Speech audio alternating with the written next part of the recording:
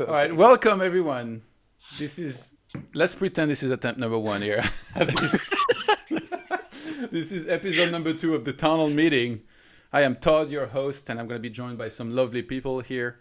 I will introduce each of you. We've got Neutron, a Russian Night Elf player who used to abuse Keeper of the Grove quite a bit, but these days he abused Warden a lot more. We've got Kaldor, a professional cyclist who also casts some Warcraft. I'm just kidding. An old schooler Warcraft 3 caster who's also cast some Starcraft, some Heroes. He's all over the place, and these days he's casting some more Warcraft 3 to our delights. And then we've got the iconic duo Remo and Neo. I said you guys in the opposite order of the one we use usually, but yeah, you guys from Back to Warcraft do a ton of stuff for the scene, and it's great to have all of you here. So welcome, everyone. Thanks for having us, man. It's great. Hey. Thank you. I'm sure there's going to be a blast. I saw last week's episode with Insup and stuff. Was a lot of fun. Yeah. I hope we can, deliver as well. Looking forward to this. So our first topic here is going to be the Reforged launch, which last time we covered and we talked quite a bit about. But you guys weren't there. We've got all brand new guests here. So who wants to go first?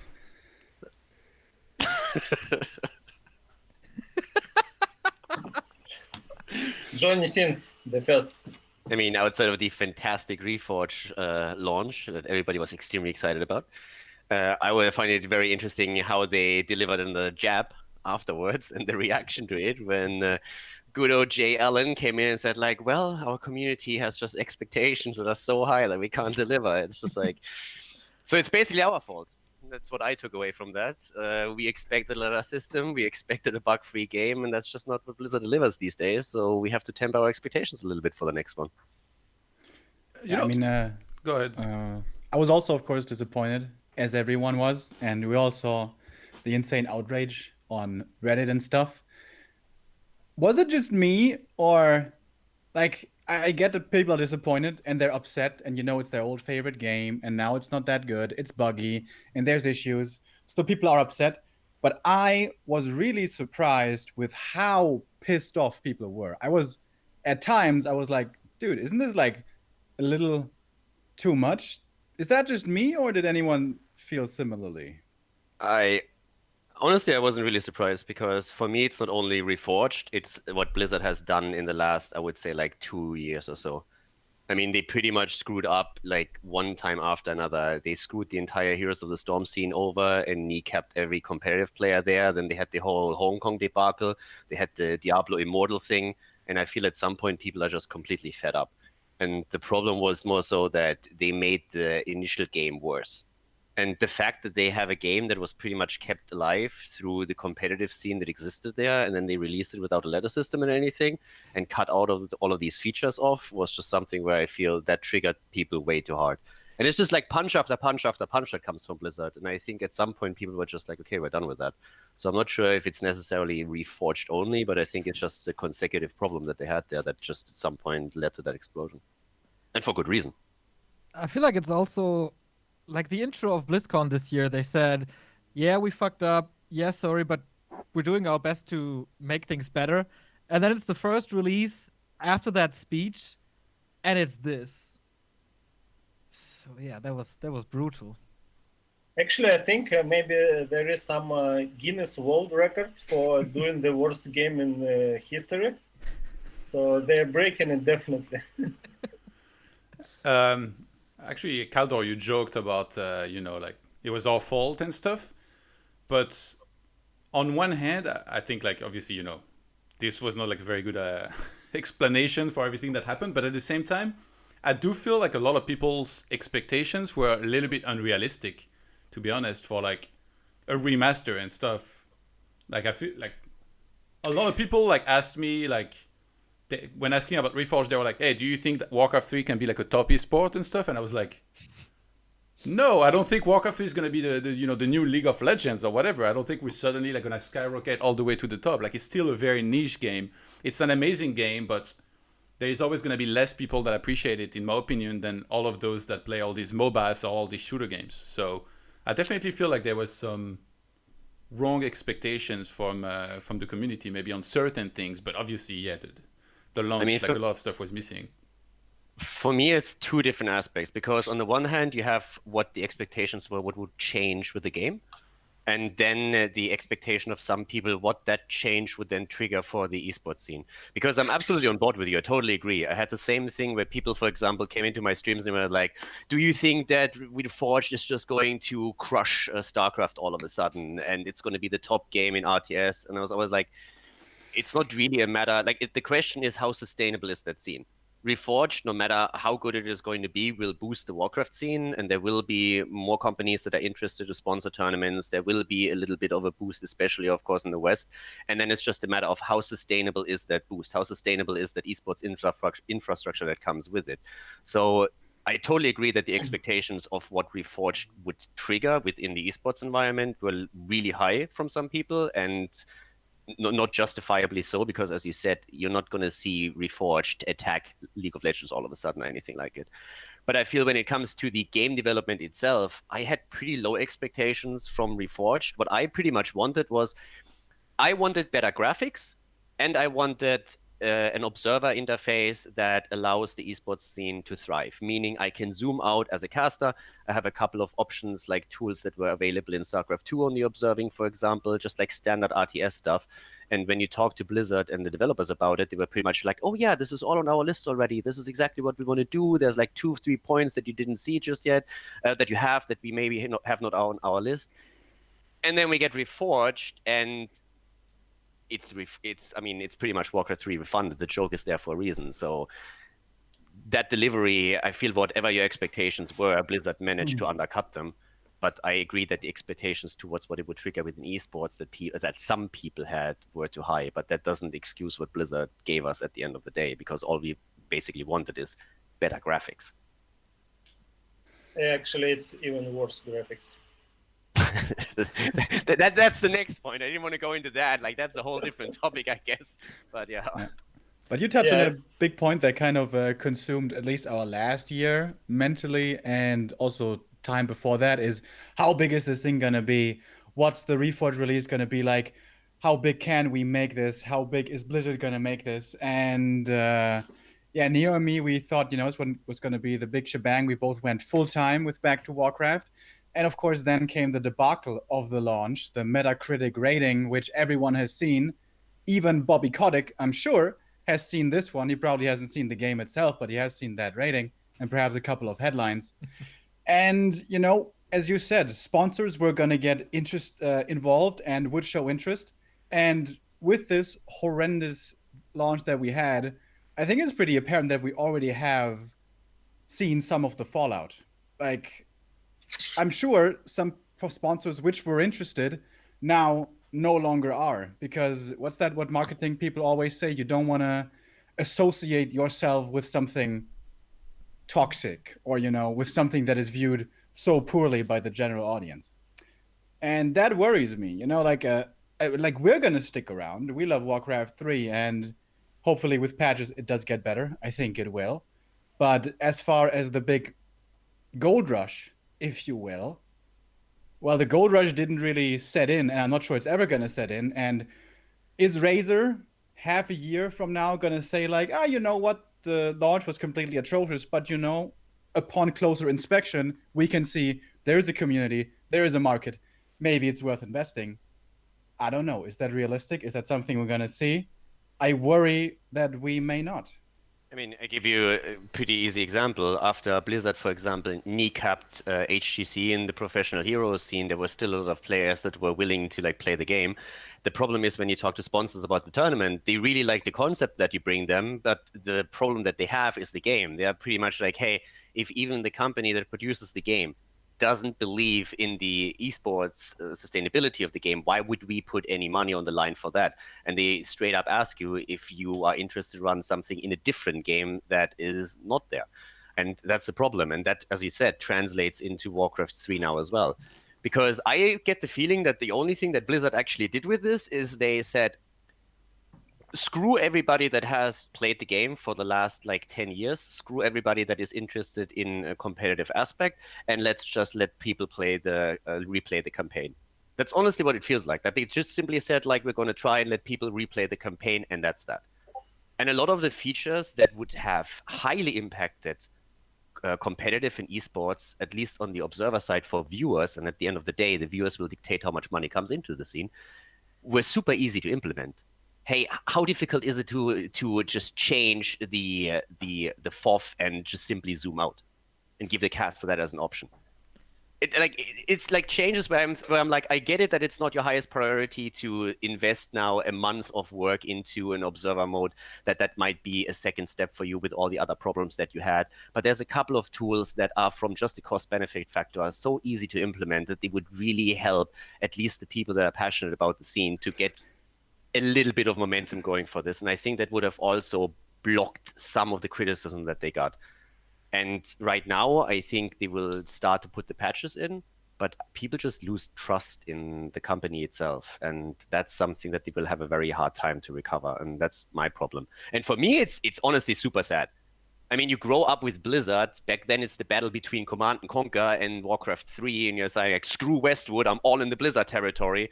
And then you play game after game after game from them. And now you're just sitting there and you're just like, what has happened? And that's what I can't get over. That's like, it's heartbreaking. Yeah, and actually 9 years ago they made a beautiful game, StarCraft 2, and even beta was really really cool. It had nice graphics, easy. I mean, you can control every unit. You can make any options you want. A lot of graphic changes. Gamma was working, etc. So and after 9 years, they make this refunded, how it's called, and you can't even change fucking gamma in the game. It's so painful, really. So we are all laughing about it, but it's really painful. And you guys are right, and I think it's gonna affect sponsor interest in the game at start, especially. We'll see what's gonna be next. Neo, I remember, I think it was late 2018 when we were there at BlizzCon, and then we went and played Reforged for the first time, and we gave a ton of feedback on what we wanted in the game. You know, we were talking about spectating and having like a whole production tab and all that stuff. So, as somebody who was there and who has all of the insights on, like, you know, kind of what we were expecting and what we relayed to some enthusiastic people, what do you think went wrong, and like what do you have to say about all this? Yeah, I have no idea what went wrong. What I can say is that I wrote papers over papers over papers of what to do with the observing mode. Like, I think I wrote 30 pages with pictures to make it easy for them, you know, with examples. Like, this is what StarCraft has, this is what NetEase has, this is what we need, you know. And there's just nothing. I mean, we are a little bit in an exceptional role, I think, because we made them like to produce an API at least that we are using for our overlay. But I'm pretty sure that's just one developer who likes us a lot and provides us this API feature. And they know it's there. They provide it for us, and they don't bring it to the public. I don't know. And on a different, like, other features, they are working so close with NetEase, that server in China that exists for 6 years now, 5.5. And NetEase has so many simple yet effective features that makes for a good quality of life of Warcraft 3. And they're not getting these features from them. They're not thinking about it, not implementing it. I really don't know why. I really don't know why. I honestly think it's like two things. First of all, China as a market is extremely huge, so that's more and more a priority for them. At least it feels that way. And I think Blizzard, I mean, again, with Warcraft 3 back in the days, the one reason why they succeeded over Westwood in the mind of a lot of people when it came to RTS and sustainability was that Blizzard was always the company that first of all patched their games even years after they were released, which back then was pretty much unheard of. So they had a huge loyalty to the game and the community. And they also then helped, or were at least interested in, the competitive scene. And that's something where you have a lot of people that are, I mean, there's two problems to it. So first of all, they stopped really being interested in esports, I have the feeling. It's more like give the features or push it out to the casual, and everything else is just a secondary afterthought. And if we have too much time on our hands, then maybe we can think about it. But if not, let them play the campaign. And aren't you happy? You can play the campaign now. And don't forget, you have phones and Diablo Immortal is coming.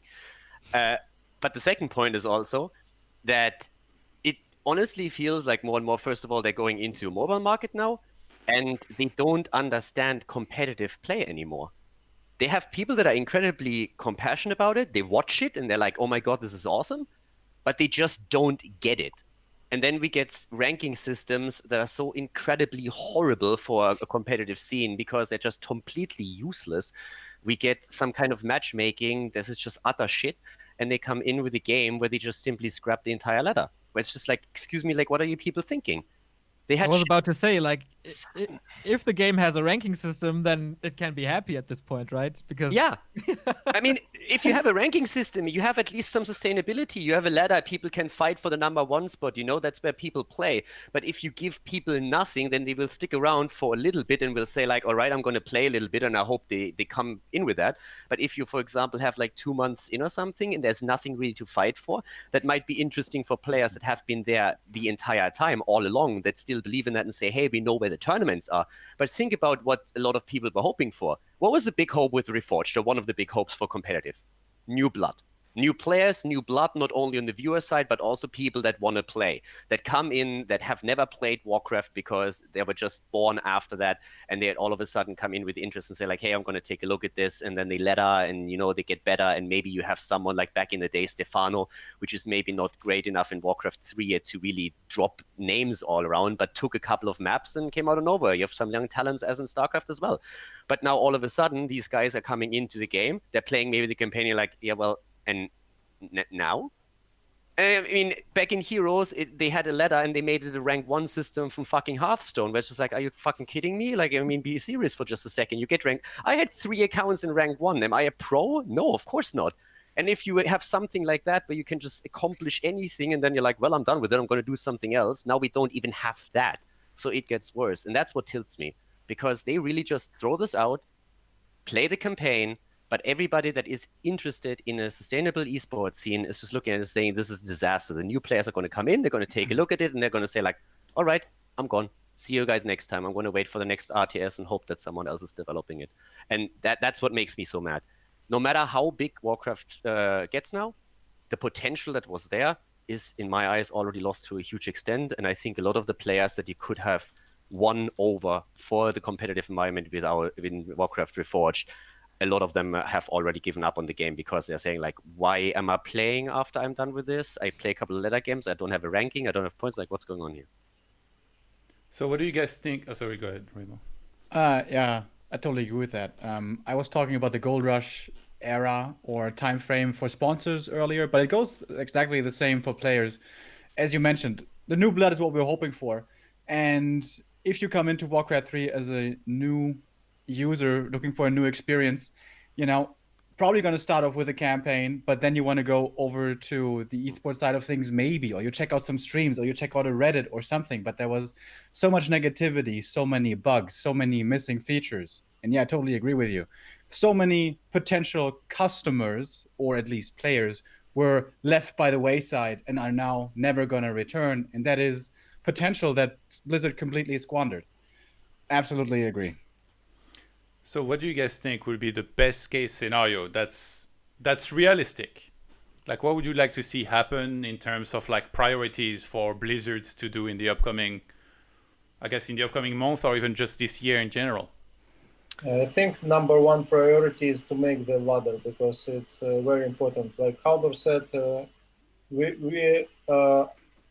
lot of players are not playing Battle.net at all right now because just no point of doing it. So you can't compete, you can't get high levels, and if you play against beginners most of the time. That's why professionals got like 200 to 0 or something stats, and it's just basically wasting time. So first of all, to make Battle.net active again, it's definitely the ladder system.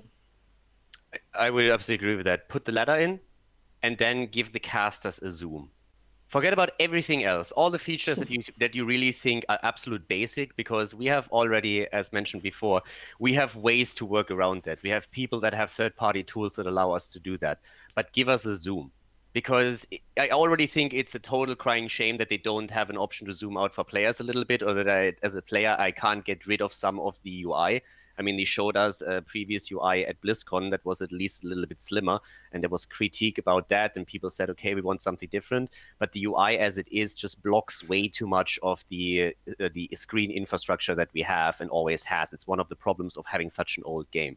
But at least for the casters, what they should do is don't give us a complete reworked UI. I understand that they don't have other priorities, but it should be an easy fix for them to give us at least the zoom, and maybe in an ideal scenario, the option to minimize the UI a little bit. So what kind of zoom are we talking here exactly? What are you just so you can zoom out a little bit. So as in StarCraft, for example, because right now, if you can actually zoom out and you can show the viewer a little bit more about what's happening, then that's so the just same as the Control W in StarCraft, which zooms out slightly so you can see more of the battle. That's exactly, pretty much. Not the high-end zoom that lets you see over like 5 screens, but like a zoom out just a little bit, get that zoom in, and then also allow us to take maybe some of the elements of the UI away, just so that we have more infrastructure and you can actually show the viewer something. Those fixes should be incredibly easy. That's not an entire UI that they have to rework. The problem with Blizzard is that every single time they want to do something, they want to make it has to be perfect and it has to be everything, and they don't really want to make small adjustments. So they want to always come in with a fix, and then they work on this for like 60%.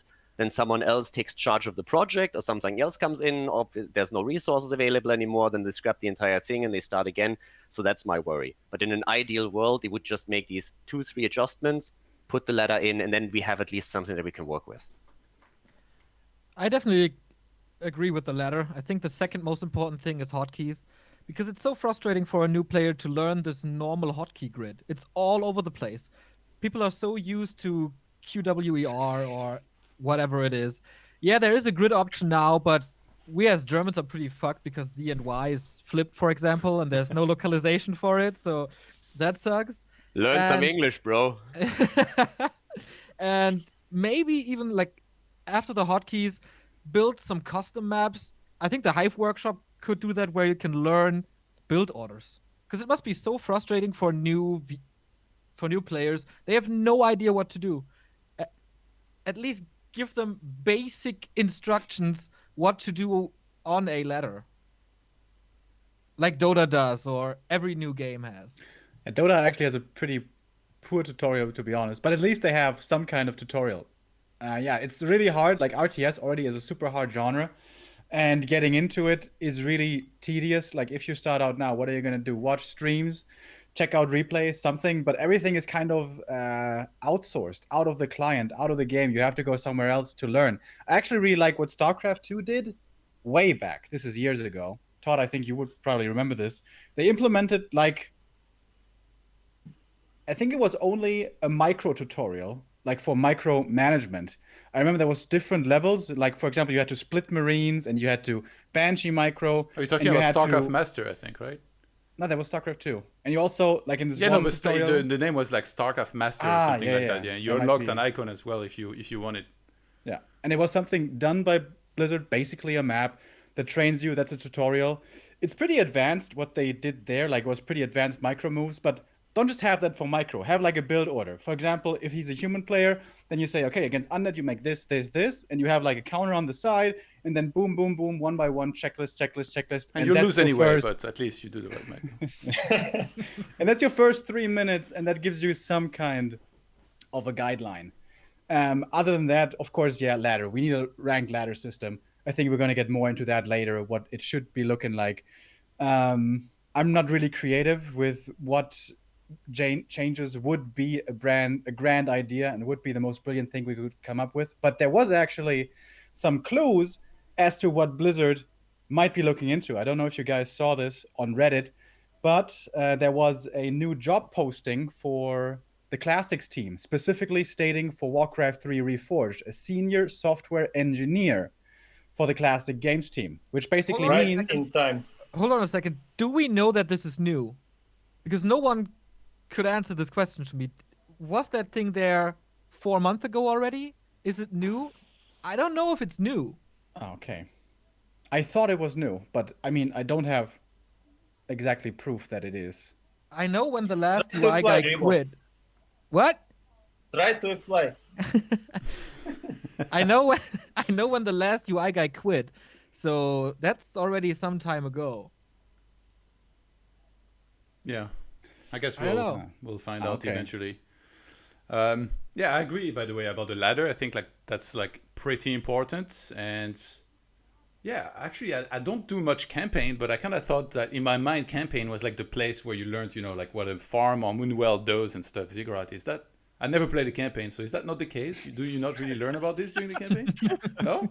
I mean, Nope. you Oh. build buildings, but you don't learn in what order you should do it. Yeah. And there is Okay. kind of, you know, if you want to play competitive somewhat, there's a certain order you should follow. Also, I honestly feel like the sources that you had back in the days, you know, when you went into good, like the gaming websites that you had, right, with a forum where you would look up build orders, stuff like this doesn't exist anymore in the same way that it did back then. Like, it feel like right now it's way more scattered. You have to go through streams that, for example, offer them build orders. You have to go through all of that. Whereas back in the days when Warcraft and Starcraft were released, there was like a massive amount of websites that were only dedicated to this one game, and you had just people writing news all the time, articles. We have Warcraft Info, but it's not quite the same thing where you have like a forum. Like right now, you don't have forums anymore. Pretty much, you have Reddit. You've read it, yeah. Yeah. And But I think that's an effect it's of the not- time. There's just Yeah. no forums anywhere. That's just Reddit. But what I mean is like the thing that I mean is it was a little bit easier to just find these build orders and really just discuss like these individual strategies. Right now, you have to be part of like a mini community in that Yeah, sense. yeah. If you follow a particular streamer, for example, then you have someone to bounce ideas off there. But if you're not immediately someone that like leans towards Twitch, which for us comes natural, but for a lot of people is not the first step. They are looking somewhere online for like sources, and they don't find really a whole lot except for Reddit. And Reddit is just not the best way to really accumulate like these discussions among players. Like, hey, what should I do here? Can I maybe like build the building over there? What's the advantage of building? I don't know, my ziggurat, like a second ziggurat, or like all these small things. Back then, we had endless discussions about this. This is kind of getting lost in the Reddit days, which is a small disadvantage. But of course, you have other things that make up for it right now. But I feel like for a lot of these players coming into this, it's a little bit more difficult to learn all of these things because of that.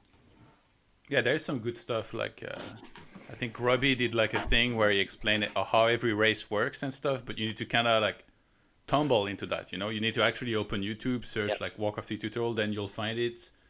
I don't think it's with Reforged graphics, so maybe like for newer people that might play with Reforged graphics, it might be a little confusing because it's classic. But yeah, I agree that something in game, in my opinion, would be amazing, like a tutorial mode that really teaches you about like the race, how it works, like kind of what you're supposed to do and everything. But maybe it's something that like we also can kind of work on, like, you know, get in touch with some map makers, tell them to try and like make this and then like advertise it as much as possible. I mean, it does feel like now, you know, it's a little bit late, and ideally that would have been in the game, but it's maybe something that But- we could do ourselves too. But if Blizzard doesn't actually implement it themselves into the game, if Yeah. it's just in the custom games list with all the other games, isn't that going to be like completely lost as well? Just like War 3 info links and the Discord for the Warcraft 3 gym, for example, is really a really helpful place for beginning players to find out about the game and learn with other people. But yeah, it's a sub community, as Kaldor said. And how are you going to find that just by chance, unless you know, hear someone randomly talking about it on a stream like this? If you find it, then you're in a good spot. But back then, you know, you just Googled or you like searched for like community website or something, and you just saw dedicated websites to this one thing, and that was like your one go-to place. But right now, as I said, the material is there. The problem is just for people that are not already immersed in that scene to find it. And therefore, client would make a lot more sense, because this is where really this should be. If not as an actual tutorial, then at least as like, hey, here are links for sources if you're interested in that in any way.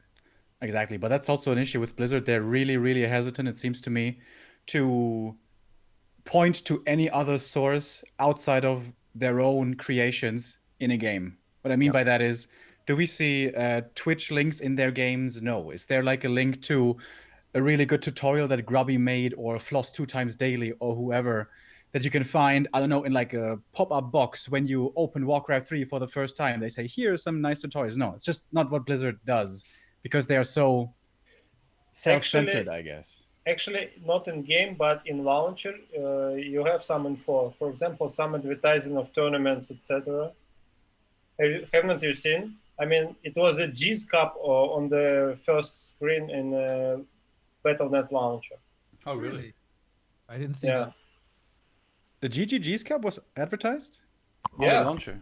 Oh, Really? that's something Maybe that the actually. Russian maybe sorry. the Russian launcher is different. I don't know.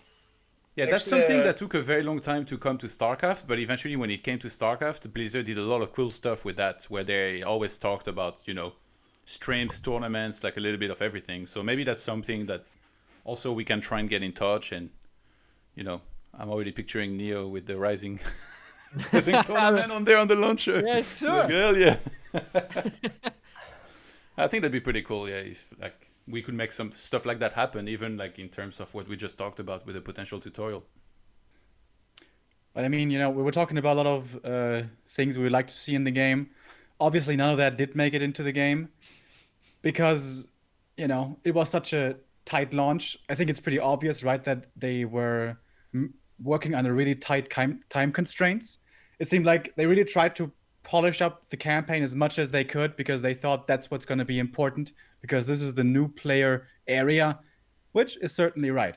And everything else kind of was like really far in the dumpster, honestly. Like the color bug, just that makes it through the beta. Isn't that ridiculous? Oh my god. And it was in the beta for so long. They fixed it by now, and they fixed it, like a week after, so at least that. But the fact that makes it to launch. And not just no ladder, but no MMR hidden system to rank you is also ridiculous for a multiplayer game. Yeah. So I think it's very obvious there was massive time constraints, and they had to kind of focus on single player only.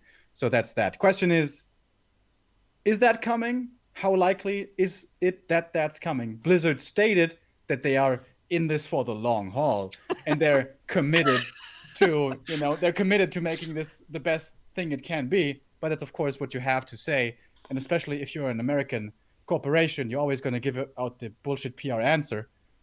So question is it 100% bullshit? Is it 50% bullshit?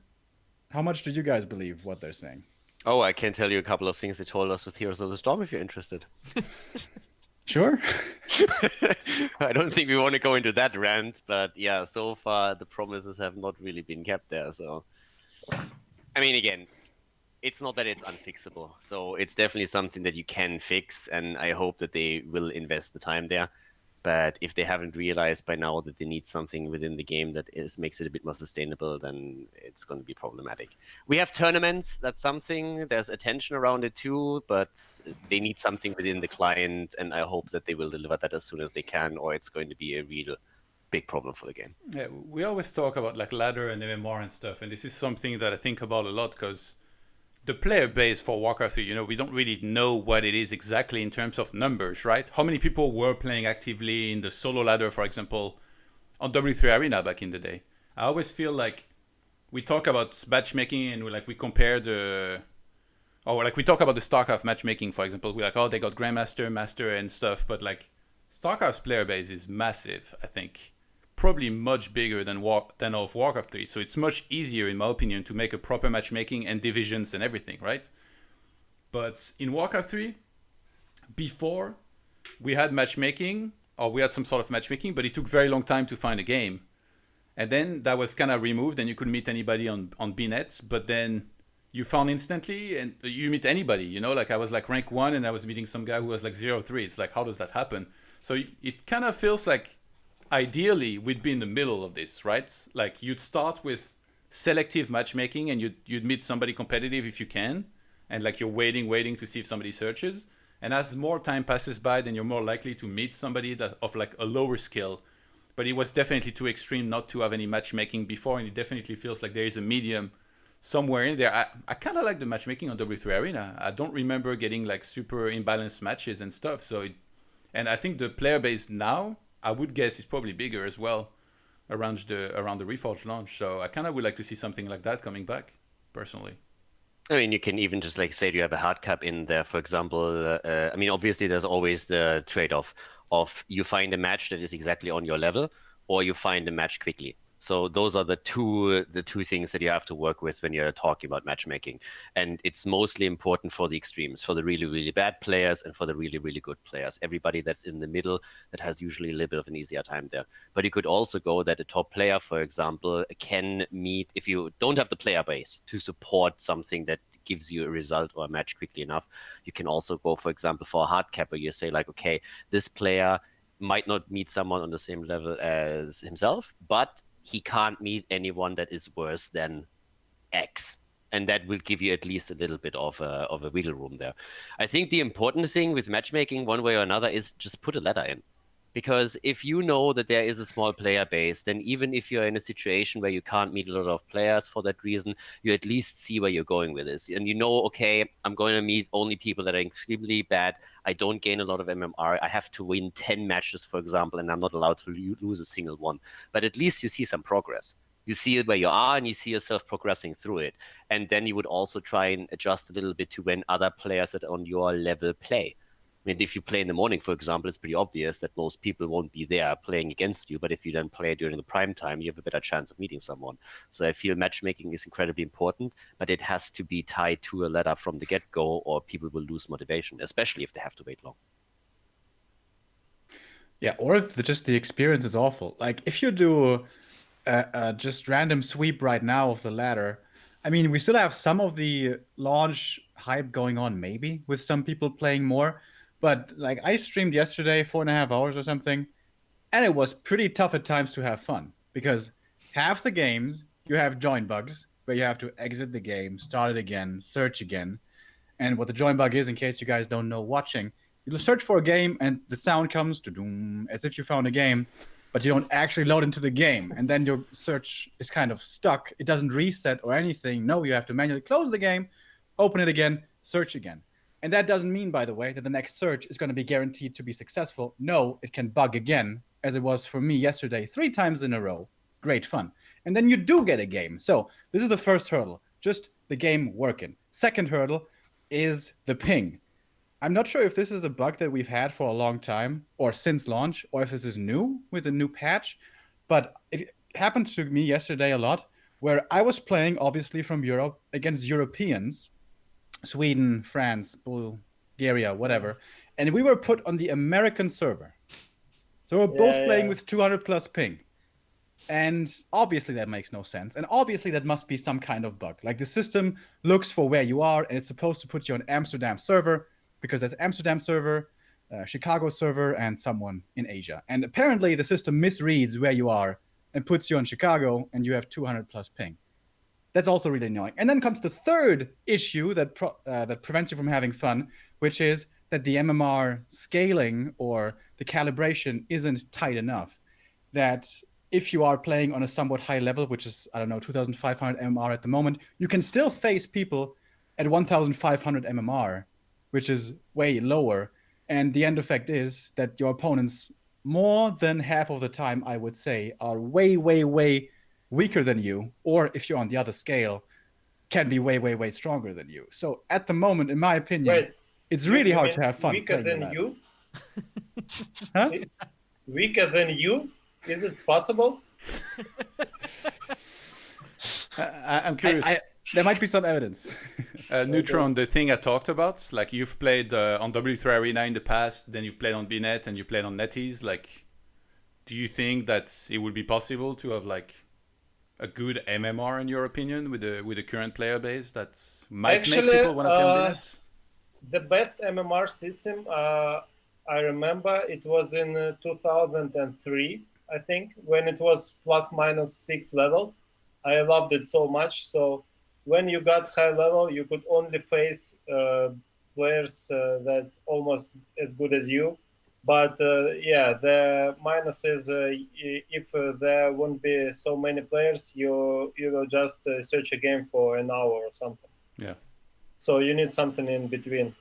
I think NetEase is good, not because the system, only because there are a lot of good players over there. But sometimes you face same player 5-7 times in a row, and it gets really annoying. And Yeah, so I don't think the NetEase has the best system. Well, you would like a cap on that, like a limit. I don't know. I don't know. I had 7 times in a row, I think, against someone. Yeah. Yeah, and since you can't veto maps on this, I faced one player 4 times on the same map. I don't even play usually on tournaments. I just veto it always. So it was so pointless to play it. You didn't feel- win, did you?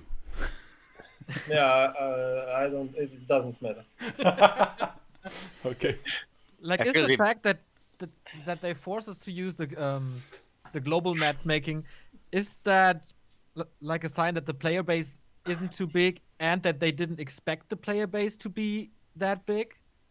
Because I think it's really annoying to have this matchmaking across all regions. I feel the one thing that you have to understand is that the expectations are just a little bit too high there, and you have to lower them. Blizzard is a small indie company after all, so you have to be a bit careful what you wish for here. I mean, even pre-launch, like we had play going on the different servers, and for the most part, that was working okay. Like if you're a pro player playing on Battle.net before Reforged, yeah, that was shit because all the players were pretty bad. But as long as you're not a pro player, it was fine mostly. I would have liked some longer search times as well because also there, the discrepancy of skill between two players could be pretty large. But yeah, the fact that they so quickly shifted around on that is weird. I agree with Neo. Why is it global now? Why am I playing against Koreans where I have 490 ping, which is ridiculous? But you know, like from stories what I've heard from Blizzard, it may very well be this one guy sitting in a meeting once saying, "Yeah, we're gonna make it global because we're a global company and we want everyone to be able to play together." And then that was that. But Yeah. if you force us to use this global matchmaking, then give me a fucking server in Novosibirsk or something Yeah. where I have fair condition for me and the Korean. Because now it's like either we play on the European server and I got a 20 ping, or we play on the Korean server and he got a 20 ping. And the other Actually- suffer. This sucks. Actually, it's matchmaking, but on the other plate, you have custom games where you can't choose the server also. Yeah. So I played some tournament against the European player, and I had to rehost the game like 4 times to get a Europe server. Actually, Neo helped and created the game, and it was better luck for him to get a EU server than Yeah, me. it feels like you guys from from Russia or Ukraine, you constantly get put on the Korean server. Or the American. I don't Actually, know. I played like 10 games in Reforged, and most of them I got European or US. So I think maybe once I got on the Korean server.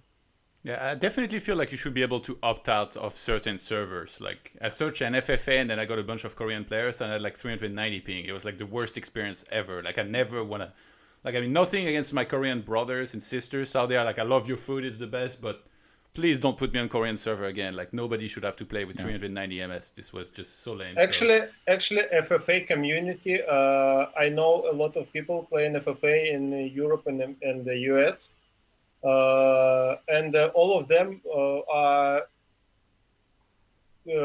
feel very good against global matchmaking because it was really hard to find the game in FFA game only at Europe.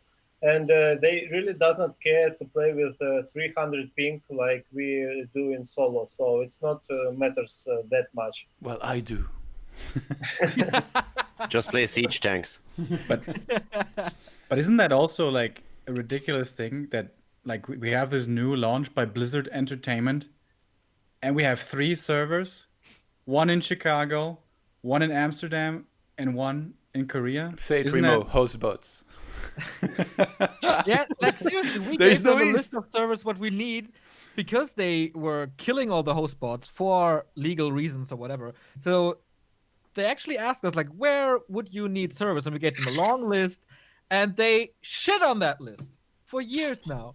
It's so embarrassing. It really makes me mad. Like, why do you even ask if you do that shit? And they're also shitting on South America, and they're shitting on New Zealand and Australia as well. Well, Like, I actually think these it's two cute. regions. is that you think they actually read the feedback. That's cute. If I learned anything about Blizzard, hey, give us feedback, please, is that ends up in the trash very, very quickly. That was 1.5 years ago. I still have faith, you know. I was still hopeful, but At least I'm realistic about my balanced feedback. So now Neo, Yeah, Todd, now I you mean, should. we just had a human player winning the last Rising Cup. What's going on there? Now So you should print Undead your- wins 9 and then Human wins. Okay. Go ahead, Neutron. Go ahead, Neutron. Happy wins Yeah. not. Happy is Yeah. not normal. Since it does not care, you need to print your feedback on toilet paper right now. yeah, okay. Next time I will. wish we had just kept At least it interrupting will be this guy. useful now. That's actually a good idea for Anaheim. It's not too far away from their studio, right? So, by the way, there was a patch release a week after the launch. At least we got that, right? Yeah. So I think we can quickly go through that maybe, and that's gonna be the next subject. Some of this stuff, like the color bug was fixed, which thank God. Like I don't know if you guys saw when I played against Bizarre Yep. in one cup. My militia turned to his color. It's not even to a neutral color. They turned to his color in the fights. It's like, what am I watching here? So, yeah, were you guys happy with, like, you know, obviously, let's not talk about the apology anymore, but like about, you know, the patch coming out and like some stuff getting fixed pretty quickly after that? I mean, Actually, honestly, it's cool. When it was just released, I could not see my wisps, for example, because of some color stuff. It looked like they're transparent, and you don't really see it when you move it. So, and right now it's became much better. So it's playable at least. Yeah, I guess it's a, decent first step. I don't even want to call it a good first step because there's still many, many, many, many things to go. We talked about infrastructure stuff and the ladder and matchmaking and so on, which is all very important. But especially for Reforged, I think it goes much deeper than that. Like, I still think the visuals for Reforged are not where they need to be. I checked out the Reforged trailer once again today, just to refresh my mind. And I'm like, there are the colors. There is light suddenly. I can see what's happening. I can see the units, and not everything is fucking gray everywhere. And at nighttime, I don't feel like I need headlights to see anything, you know? Like, I think the shaders are awful. I think we need better colors. I would like them to remove gray from their fucking color palette, which seems to dominate everything. you mad, Especially bro? for undead. Nice shirt, by the way. Talk about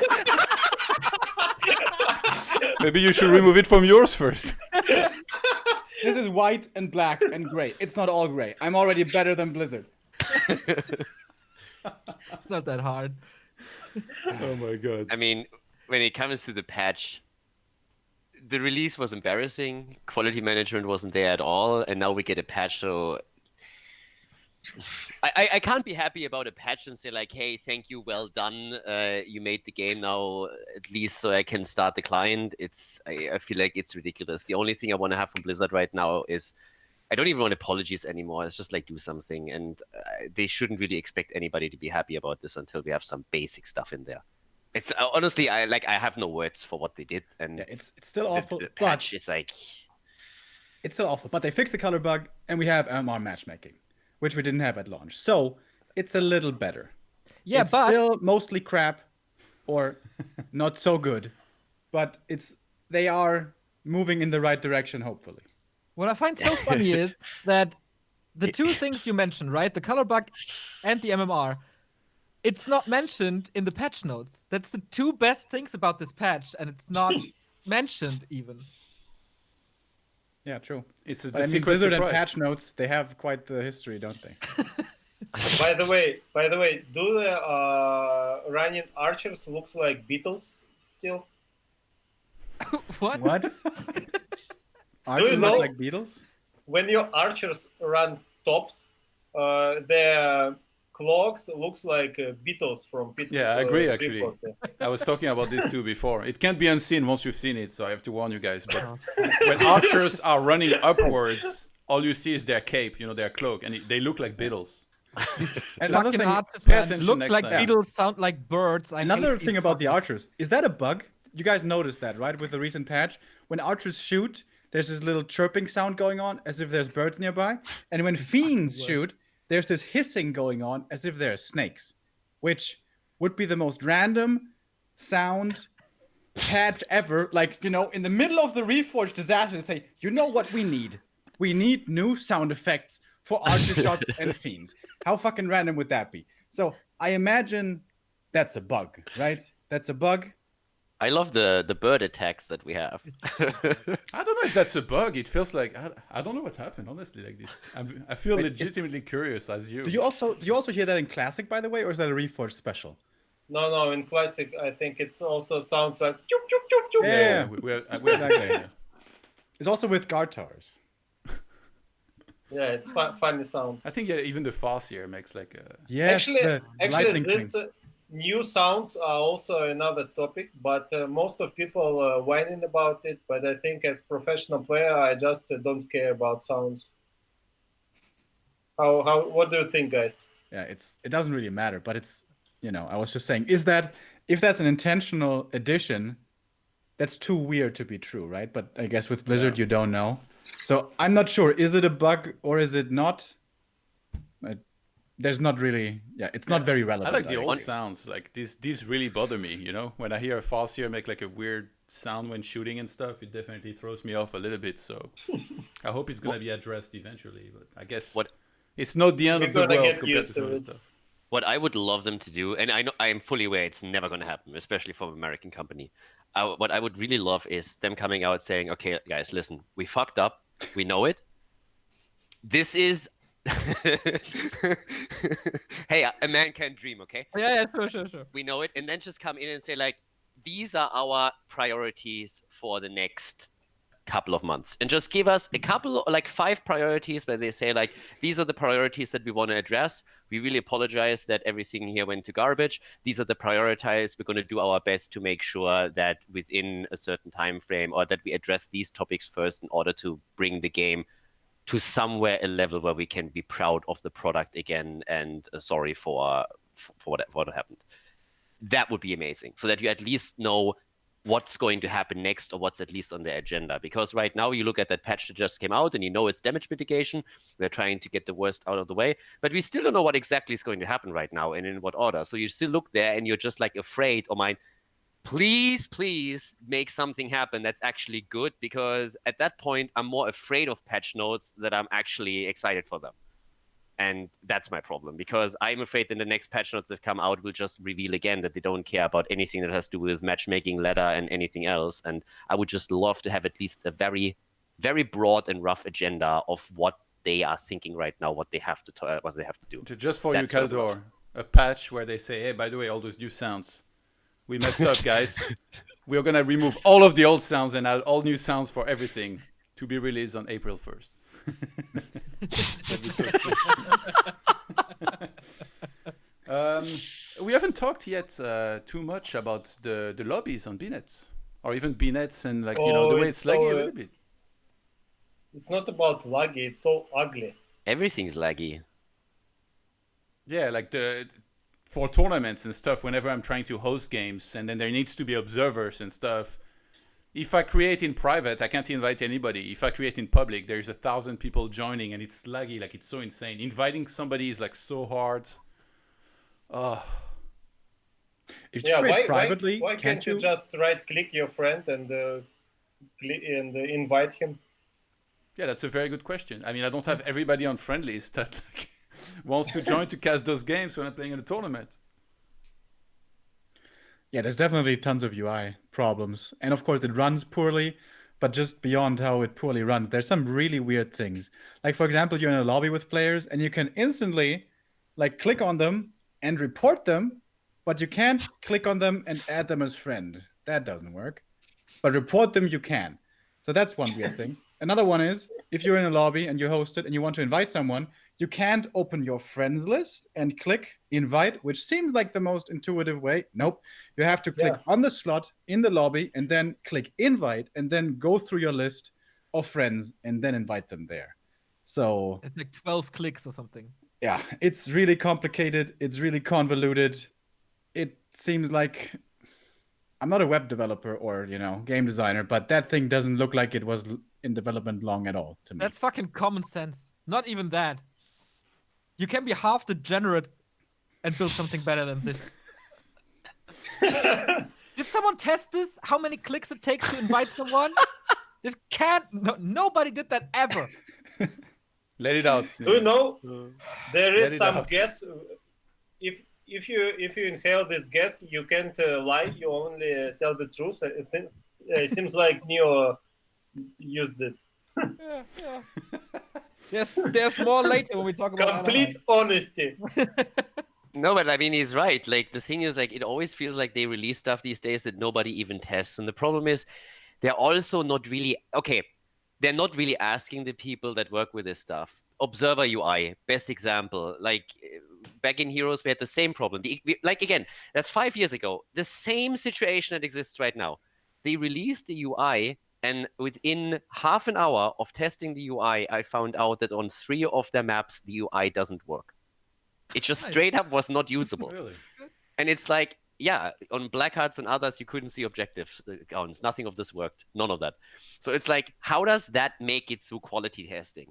And how do they not ask? I mean, by now, I think they ask casters what we want, but then they just throw it into the trash. So it's pretty much the same thing. But it's just like, how is it possible that a company that has really access to so many people within the community that know what they're doing, have been doing it for years, and they don't seem to bother to ask, what do you need and what do you want? And then after they've done that, also let those people access it maybe a little bit earlier, or at least show them some screenshots or something. And it always feels like they have some attempts, but then at the end of the day, it goes back to business as usual, where Blizzard says like, nope, we know what you want. You don't know what you want, but we do. And you want Diablo Immortal. You just don't know it yet. What happened to that game, by the way? There was no sign of it at BlizzCon, was there? No, dude. Oh, if I may interject really quickly, I saw an article recently. No, it was the Blizzard conference call, which was a couple of days ago, where they also briefly covered Reforged, very briefly. But for Diablo Immortal, they actually had the balls to say, this year at BlizzCon, we saw great excitement about the game.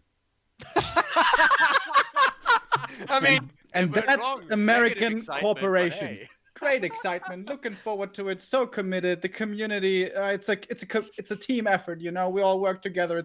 It's cooperative.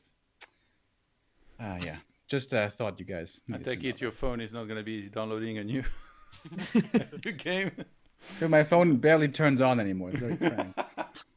Maybe that's why you're so mad about it. All right. Let's talk about the next topic. It's the weekly cups. So every week, I guess since the Reforged launch, we've had every weekend on Friday, we've had Remore Cup, Rising Star Cup on Saturdays, and an ESL Cup on Sunday. So the first one of those was last Friday. We had the Remore Cup #2. And it was a pretty good one. Remo and Neo casted that. How did it go? Yeah, for guess you who guys? won? Is that a trick question? And I'm opening up right now.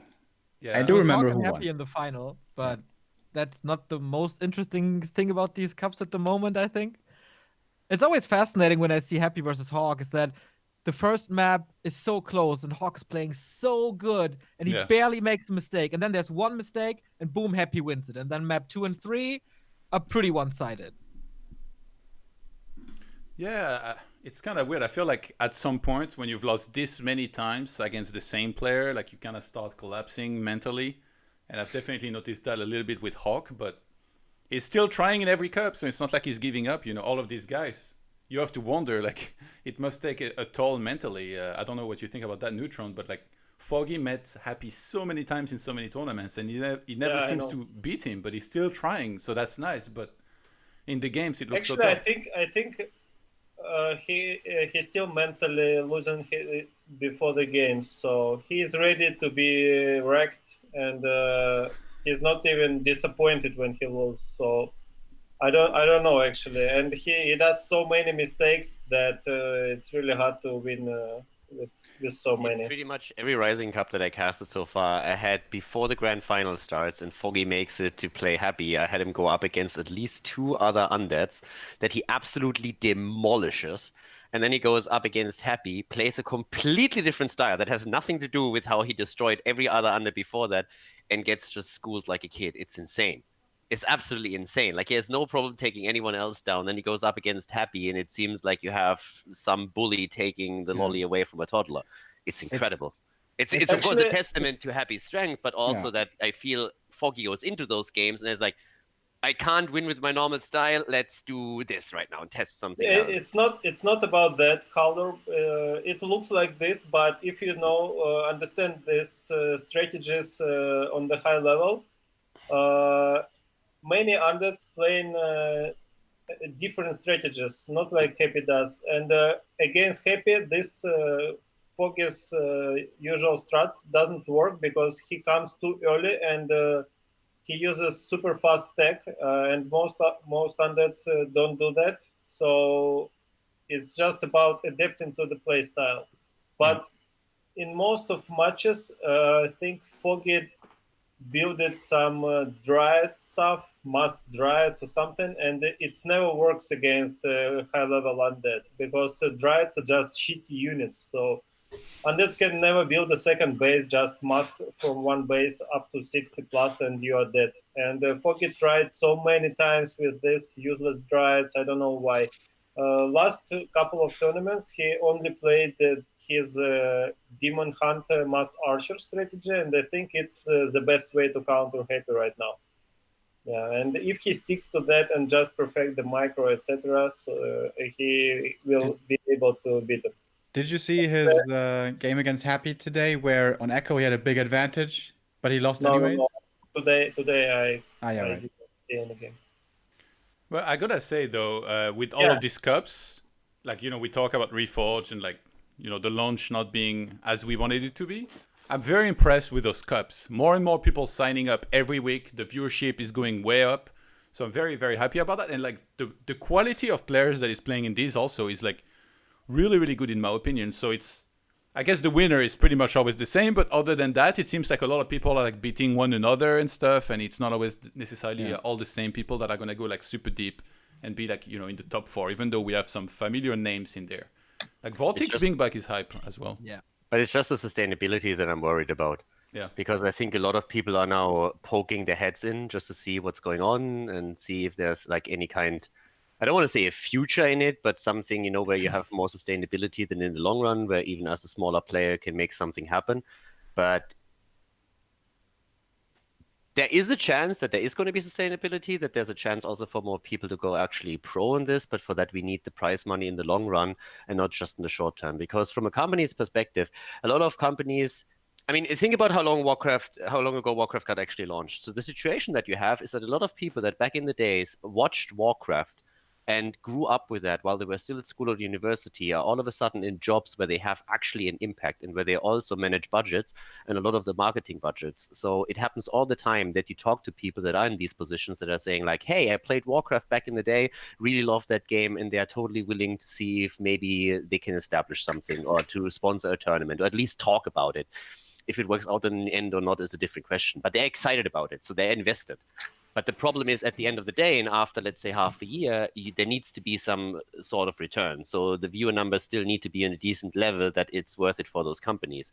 And the one thing that I'm just worried about is that if Blizzard doesn't fix these things that we talked about earlier, that hype and that momentum that we now have, which I think is still dampened by the problems of the release, but it's still there.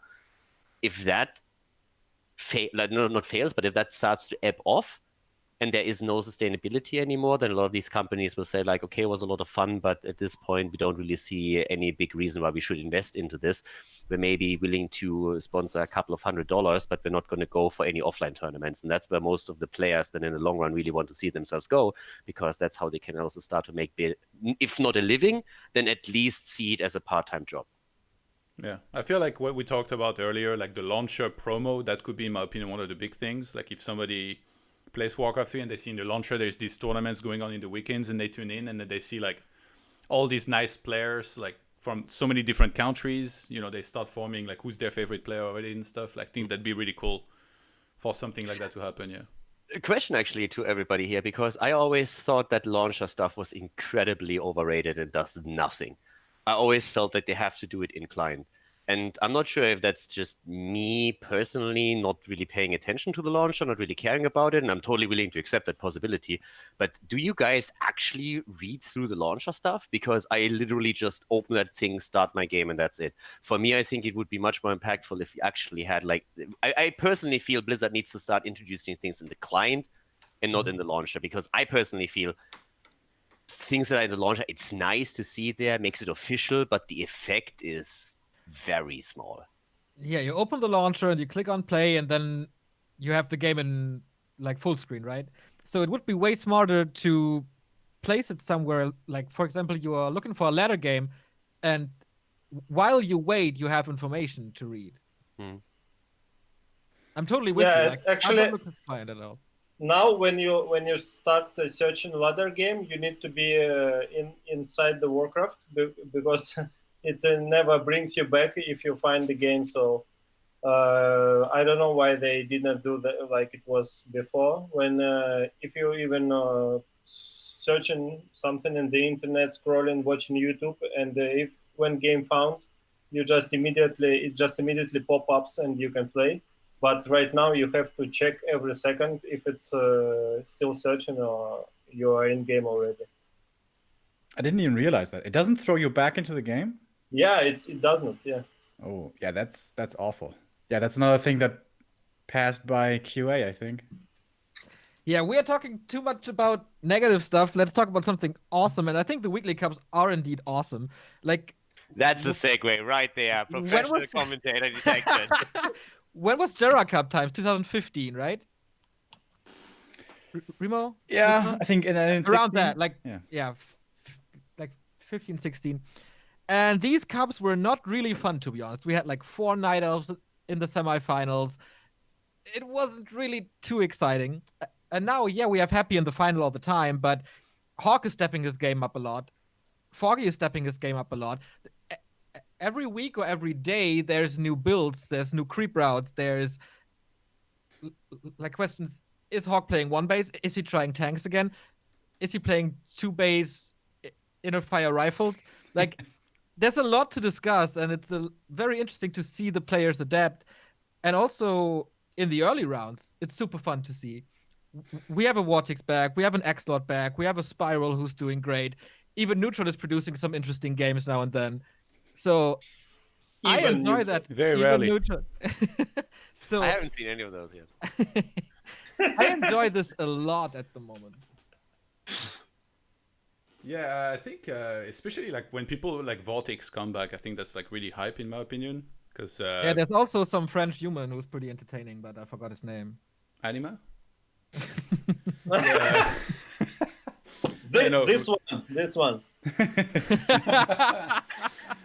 Yeah, the Vortex was extremely good in StarCraft 2. So for him to come back to Warcraft now, I think like he will have matured and like be really, really good. So I was, as soon as I saw that Vortex was playing, I was like, for sure he's gonna start making it deep and stuff in tournaments. And then now we saw him beat Foggy, and only lose in the semifinals of Last Rising Star, which Kaldor you were casting. Any particular notable games in there?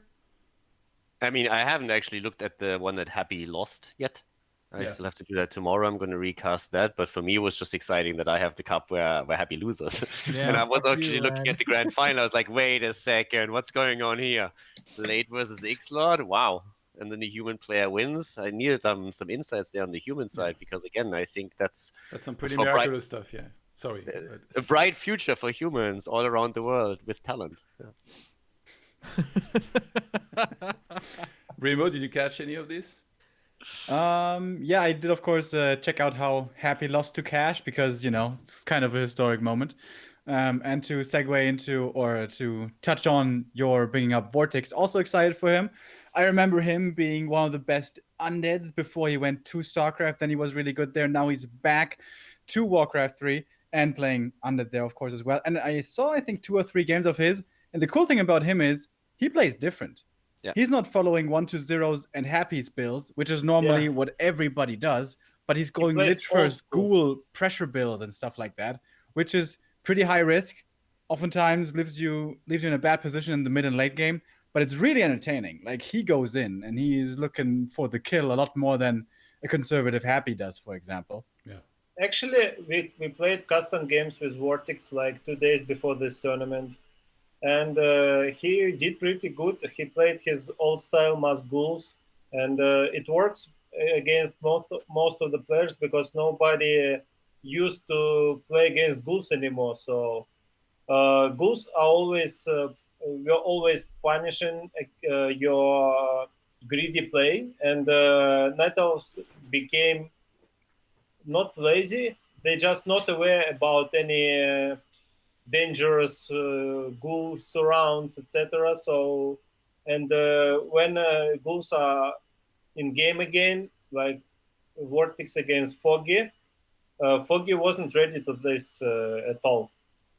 So yeah, and it's really hard to play against ghouls if ghouls in the right hands.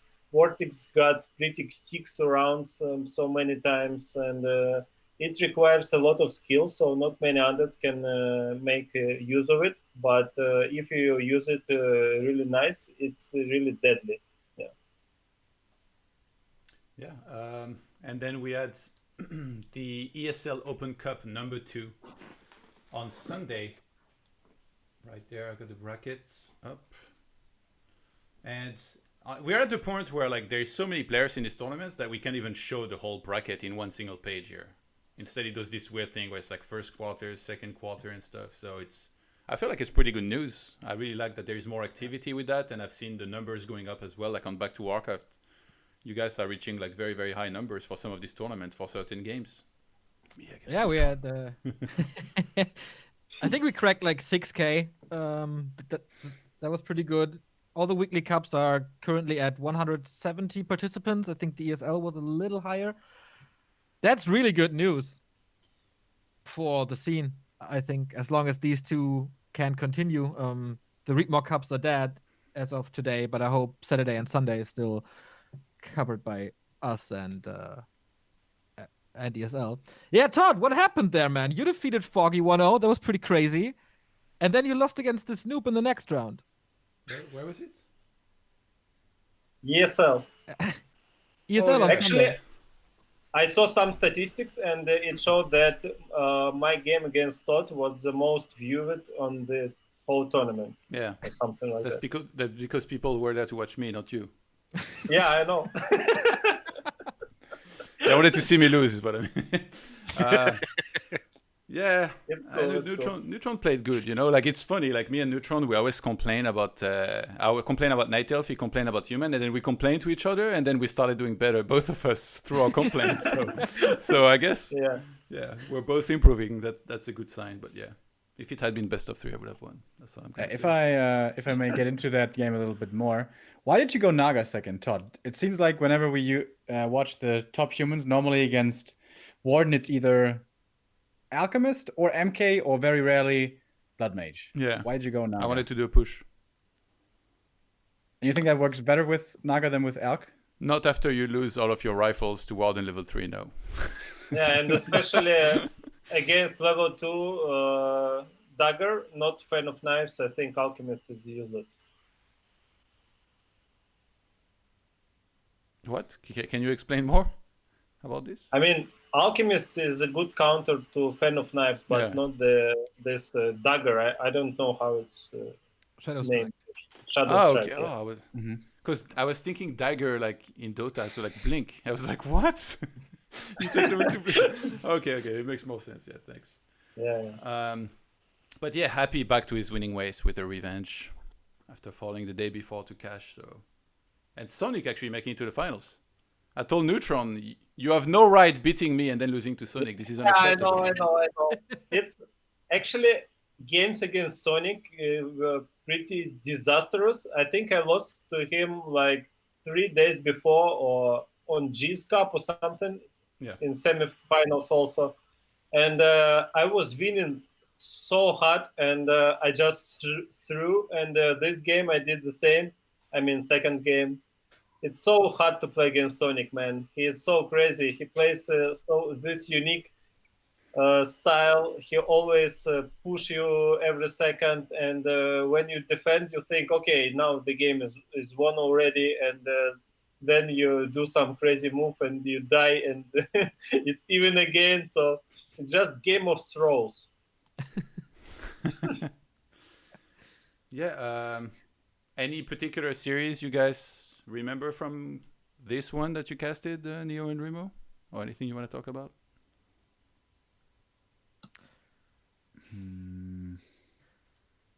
I think it's crazy that Starshape beat Shake. I did not. I think we didn't see the game, and Starshape did really well against Happy. If you have these names in front of you, you think it's a very easy stomp, but Starshape did play really well with focusing a lot on his Demon Hunter progress. That was cool to see. Yeah. Yeah, that's something we keep on harping about. That seems to be two different camps in the Night of community against Undead. One of them is level 2 or level 1 Demon Hunter aggression really early on to annoy the DK, and the other is to quickly creep level 3 Demon for the level 2 mana burn. Which one do you prefer, Neutron, and do you feel there's one definitely stronger style? I think you can do both. I mean, you try to burn all the mana from DK with the early aggression, and you creep his camps with archers, or you suddenly just disappear from his half of a map and creep something to level 3. So I don't like just blindly creep to level 3 without any info. I like to have wisps on entire map and to deny his creeping, to try to make him suffers for a little bit. You know, when the game comes to just creeping and you don't harass, you can't force your opponent to make a mistake. That's the main thing. So I like and it's like what Sonic does. He always applies pressure, and he makes his opponents to make mistakes, and he gain advantage after these mistakes and win the games, even with some crazy hero losses or unnecessary TP losses, etc. He's still one of the top players, and his aggression style benefits to him pretty well. And I think if you just creep in, you can gain a big advantage. So I prefer to be more aggressive. I think theoretically your statement definitely makes sense. Like, if you're in his face and you disrupt his play, it's very much more likely that he's making mistakes. And Sonic is a very good player, but the question I ask is Sonic ever beating Happy? And I think the answer is no. And yeah, I know. And that's what you have to look towards for the best. To beat the best Undead, you have to beat Happy. And judging from the stream he's playing, it seems like he mostly gets defeated by like Lawlight, Remind, and stuff when they go for Demon Boots, Naga, pressure play, and try to abuse level 2 mana burn, which, for example, Foggy never seems to do. And then perhaps expand behind that. Actually, I don't know if you saw my games against Happy on last weekend, I think, where I won the first game and I was leading in the second. Haven't you seen? You won a map against Happy? When?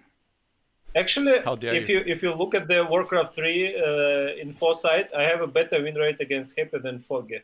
Map-wise. Yeah, seriously, I mean it. Just check. And 15-4. It's a weird flex. But here it doesn't say you won a map. It was at the end of January.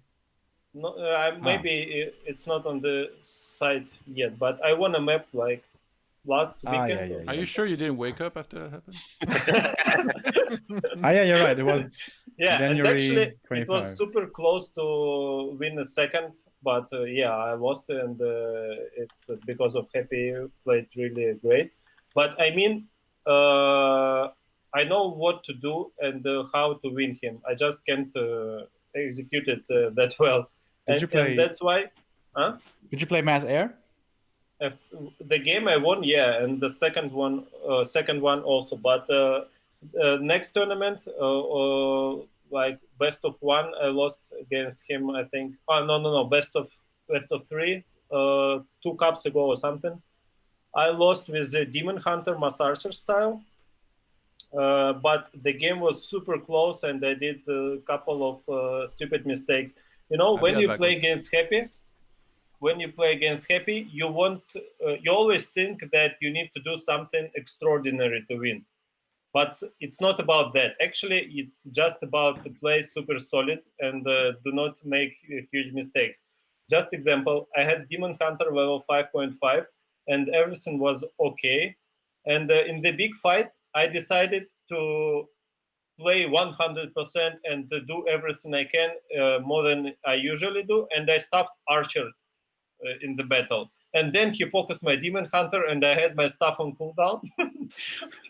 Because I fucking wanted to be the 100%, and I stuffed Archer. So instead of Archer, my demon died, and after that, we still had like 5 minutes of fights, constant fights, but I lost an advantage already. So it's not about Happy is unbeatable. You just need to not to be afraid of him.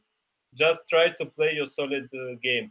I think he is not the scariest on that. He plays the same strategy every time, and if you know what he is doing, and we all know what he is doing, we should counter him easily. But it's not happening. I don't know why. I mean, I know why I can't counter him sometimes, because I still had not enough practice, but I'm working on it every day, and I don't know why Foggy can do it. He know all his timings. He know all the strategies. He used. He tried everything, and he knows what's working the best. And he's still doing stupid mistakes in late game. I don't know. So just most of the games I lost to Happy is when he comes to push me at start, and I, for example, I don't have the perfect build order like Foggy does, and I can defend. But every game I see, Foggy defends, but he fuck ups in late game somewhere. So Happy always finds these small mistakes and exploits very well. And even if you have huge advantage against him, he can just coil nova you or kite you all the map, etc. So yeah, that's the way he wins, not by the strategies, just by the perfect execution. So if you over win him strategy wise, you just need to execute well, and that's it. I Be can't. the happy, be the king. You mentioned it, Neo, earlier, but yeah, read more tournaments. There will not be a third one, sadly. It was a little weird the way we learned about it too. It was just like a Discord message that said, "Thank you all for participating in our open tournaments. There will be no new tournaments until further notice." So I asked them if they could share some infos on what exactly that is, and then somebody said, main reasons are the current state of Warcraft 3, unfinished game, shitstorms, the way how Blizzard deals with it, and the vague future of Warcraft 3, which could end up with the lack of possible sponsors in long term.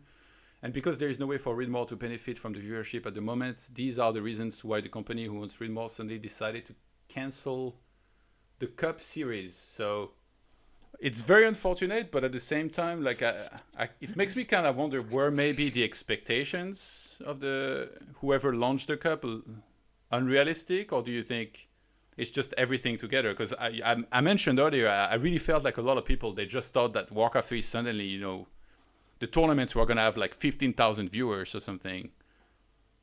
What do you guys think? Yeah, I mean, you can't just think of numbers after 2 tournaments. It's just not too many. So if you have like 10 tournaments, you can see some approximates of viewership, etc. But if you end up after 2 tournaments, that means you really lied to your sponsors that it will be like 50,000 on streams. I don't really know what their goal was initially with that cup, because they don't have a stream and the grid was on challenge, right? So all they had for this cup was a news. And what does the project Greedmore get out of the cup? Yeah. Good point. I don't know. Yeah. You're asking That the right was- questions. Because the true. numbers were really good. We had like 5,000 viewers or something. We had 170 players again. Like to I me, I mean, saw the this- amount of people that signed up. I was like, that's a success right there, in my Yeah. opinion. I mean, one of the things that you can imagine is that they were planning to maybe invest a little bit of money into the Cup series at first, and at the same time approaching sponsors to brand the Cup properly and make money through that. And if the money is if the viewers are not on a level where they think or they believe they can find those sponsors, then that's maybe a reason to pull out. But I mean, it's obviously just like guesswork. But Yeah, that could but be one of the reasons. It's kind of premature. It was just 2 tournaments. It's nothing. Yeah, to me, it's very hard to imagine that they made this decision, this cut-off sudden decision after 2 tournaments because of A, low viewer numbers, or B, low attendance numbers. They were both good. And if they really thought, like, were they really expecting 10K? If they were, that's pretty delusional. Like, to me, this seems very knee-jerky. Like, No, but it's... let's look at it from this point. Let's say, for example, that they believed because they had some people involved in the Warcraft 3 back in the days that Reforged could really be like a new chapter in the game, right? Then they start to talk to some sponsors. They decide that they want to maybe fund the initial tournaments themselves, then show, listen, this is what we can do, and try and get sponsors in. And all of a sudden, Reforged gets released. The entire shitstorm gets unleashed with the game just being buggy as hell, Blizzard getting smashed. You have that 0.8 metascore that came through, and sponsors in theory that they talked to at the time that might be interested and say like, yeah, maybe we can do something. They see all of that, and all of a sudden all of them are like, why would we invest into a game that just gets completely slammed right now, where Blizzard has done absolutely nothing? And if the sponsors start to lose some interest, that might be one of the reasons why you then want to cut that effort in the first place. I mean, obviously actually- try to play devil's advocate a little bit, but I feel like the answer that Todd got with like the failed launch, that definitely played a role in how sponsors approach the game, and that might be something where they just said, okay, we're going to cut our losses here. And actually, they had the highest prize pool, right? In this weekly cup. Just in the first one. The first one had a higher price pool. The following ones were supposed to be more moderate. Oh, okay. Yeah, it's a shame, but I The hope. second one was the same as Rising Star. Okay. I hope like some other, sponsor out there, because I guess it's not really like a ton of money, right? It's to put like $150 to have like a weekly cup that gets thousands of viewers. Like I really think again that I'm impressed with the amount of players that sign up, and the amount of viewers, and I feel like it's only growing as well too. So definitely one thing to be happy about. I hope we're gonna have another cup, because I thought it's really cool that every Friday, Saturday, and Sunday then we would have a cup like this. So I hope maybe somebody takes over for the Friday and with the cups. Yeah, Sorry, like your tournament, right? my tournament was just a one-off. You need to be the one. Yeah, sure. All right, Todd Cup from now on every Friday, $15 prize. Top 2020. Happy's not gonna play. I can tell you. All right. At least Happy won't participate. Yeah, exactly. Next topic is gonna be the big one, DreamHack Anaheim, coming up Yeah. very, very, very, very soon. The initial invites were changed. It was gonna be the top 4 from, what was it, like WGL or something, with Lin, Happy, TH00, and Romantic. But because there is a travel ban on people that are in China right now, because of the coronavirus, Lin, TH00, and Romantic all cannot come because Lin lives in China. So it's just gonna be, I think, Happy from that list, and the 8 invited players were just released on Twitter, and we can have a look right there. It's Happy, Thorzane, Moon, Lolite, Hitman, Focus, Foggy, and Hawk are 8 invited players. What are you guys' thoughts on these? Neo, go ahead. I think they're very good. The only complaint I have is that neither Sok nor Chimiko is in. But if you exclude China, this is pretty much the best we have. Thorzane, I know Neutron doesn't like the fact that that Thorzane is invited. But No. World Star! I'm okay. Whoa! I'm totally okay with it. I think Thorzane has a little bit of a special standing with DreamHack because he won that StarCraft tournament back in the day, right? And that was pretty special. And he just has a big name that draws some attention. And I think he's very entertaining in general to watch his play. So I Unlike guess Neutron, it's who nobody likes. You just should have seen the special cast with Neutron and Foggy when they were doing the Keeper cast at fine. Dude, WGL. oh my god, that was one of That the best Warcraft was- casts ever. That was glorious. Caldor, Yuri, we love you. any thoughts about those invites? No, I would pretty much agree. It's just like, and with the Thorzane invite in general as well. I mean, first of all, the standing with DreamHack, and also, of course, you want to have a couple of, like, especially for like old schoolers, for example, when people involved in like StarCraft 2, that's a name, you know, that draws at least a bit of an audience where people are like, hey, I want to see this. Yeah. This is like a name you can recognize. So I feel that plays an aspect there too. Personally, I think invite tournaments are always a little bit weird. Open qualifiers and a few invites, or like a mix between the two, is something that I would prefer. But when it comes to invites, yeah, you will always have to make compromises. And I think Ante is going as well, I believe. So that's at least don't going to know. be... Yeah, he said it on Twitter. Yeah, so that's at Ah, least he going to be did? one more European. And do Yeah. we know He about said- any more Europeans that are going to go? Yeah, now I can announce. Guys, I'm gonna be in fucking US at the tournament, yeah. Yeah. No! My visa just got accepted today, so right now I am in Poland, as you can see, in some cheap hotel. And yeah, tomorrow I'm gonna pick it up. But maybe I should not say fucking before I get my visa. But it's okay. Yeah, and of course, thanks to my team, Oceanus Gaming, who sends me to this event, and it's gonna be really nice. Very authentic. Peace! Didn't have to read that off a piece of paper at all. I So think I- it's really cool that at least 2 Europeans go, because we heard it last week from Lado and in Super Bowl, right? That NA is quite struggling to get their players to the event, which is a freaking shame. So now my rant here about fucking American scene. Whenever they have a chance, they fuck it up. That was the case at WCA, where they had this weird qualifier thing. Then it continues with GCS, where Cruncher didn't go. Then it continued with WCG, where HDRT didn't go. They always fuck shit up. And they always complain, oh, we need a LAN event in America. It's going to be so cool. Everybody is going to go. And now it's like, it's too far away. Oh, I have to take days off of work. West Coast is so far away. We need an event at the East Coast. Then we're all going to come.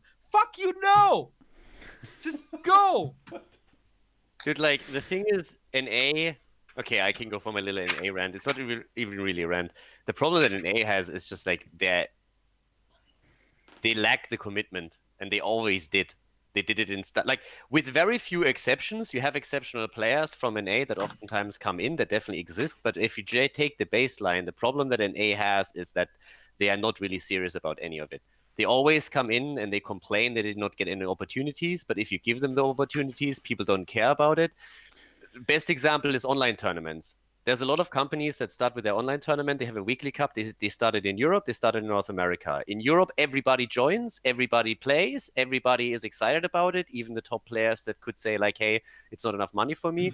Then you look at North America. What happens? You have 3 NA players signing up. All the Koreans and Chinese look at it and they're like, hey, awesome, free money. So they sign up. And then when the tournament gets finally pulled because the sponsor says, doesn't really make any sense for us, then all of a sudden North America is like, we have no tournaments to play. We have no chances or nothing. And that's always what you end up with.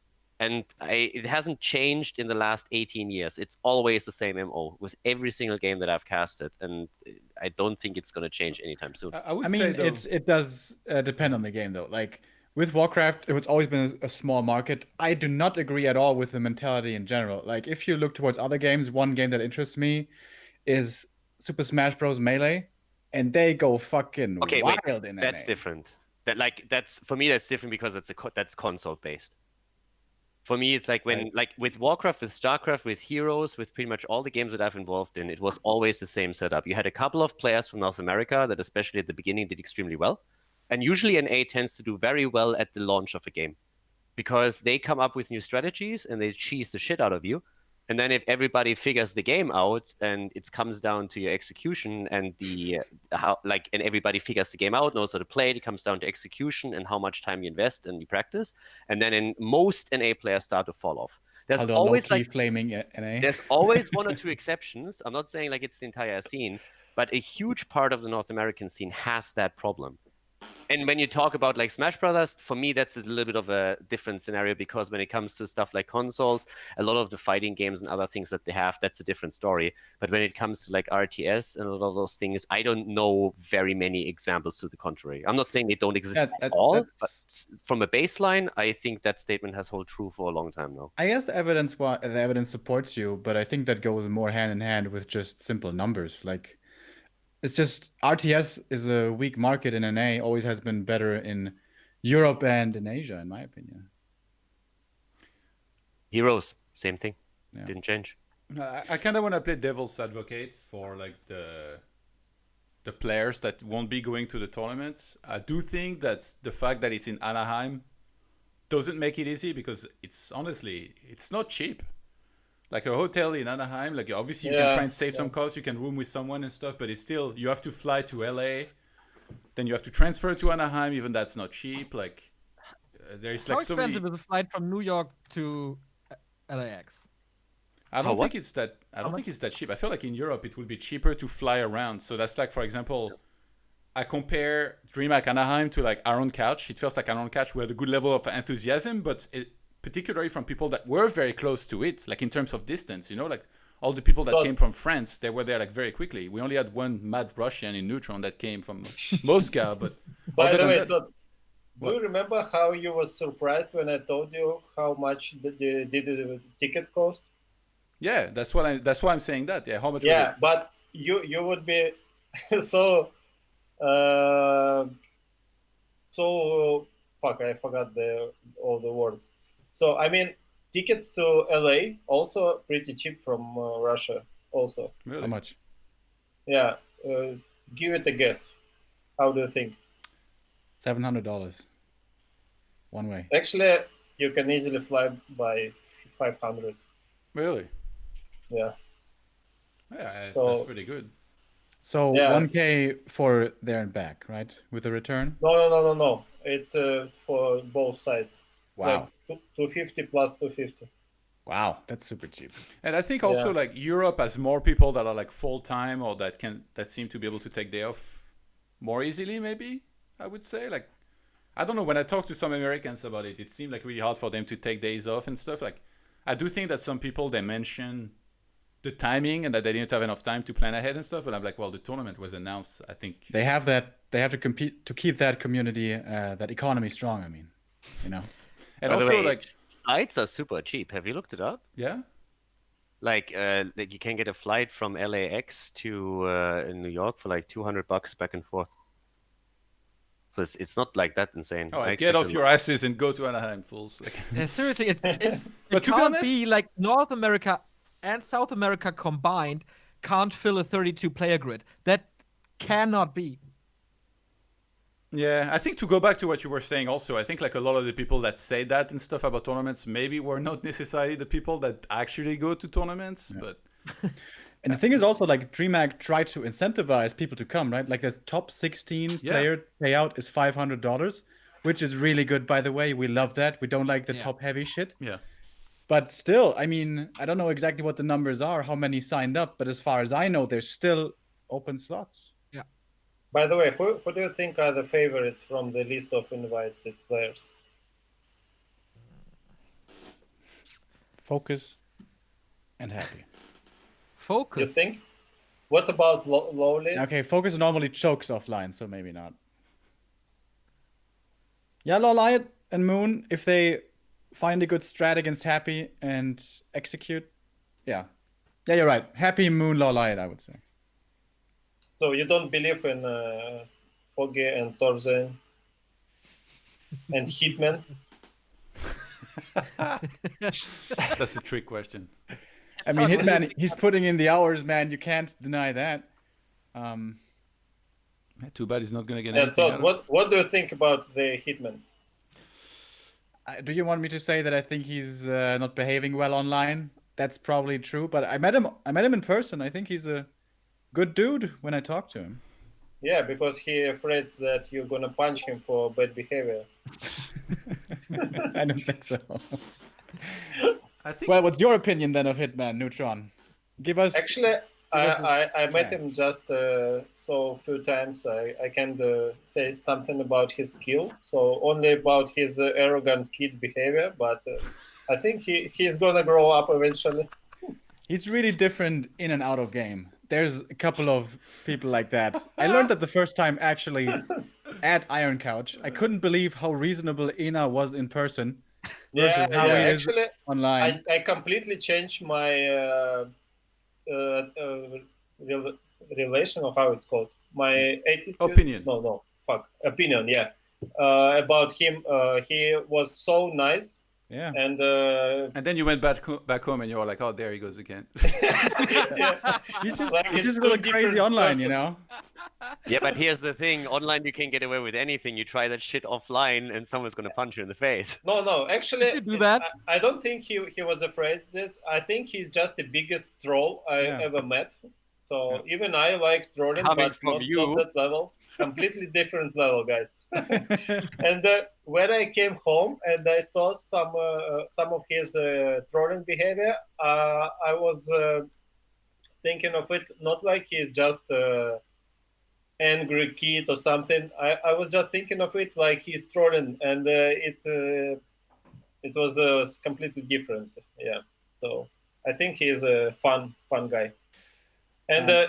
And some of the time he told me that it's not him spamming in chat or something on channels. It's someone who wants all people believe that's him, but it's not really him. So it's hard to find this thin line between his actual behavior or his haters who copycats, how Yeah. it's called.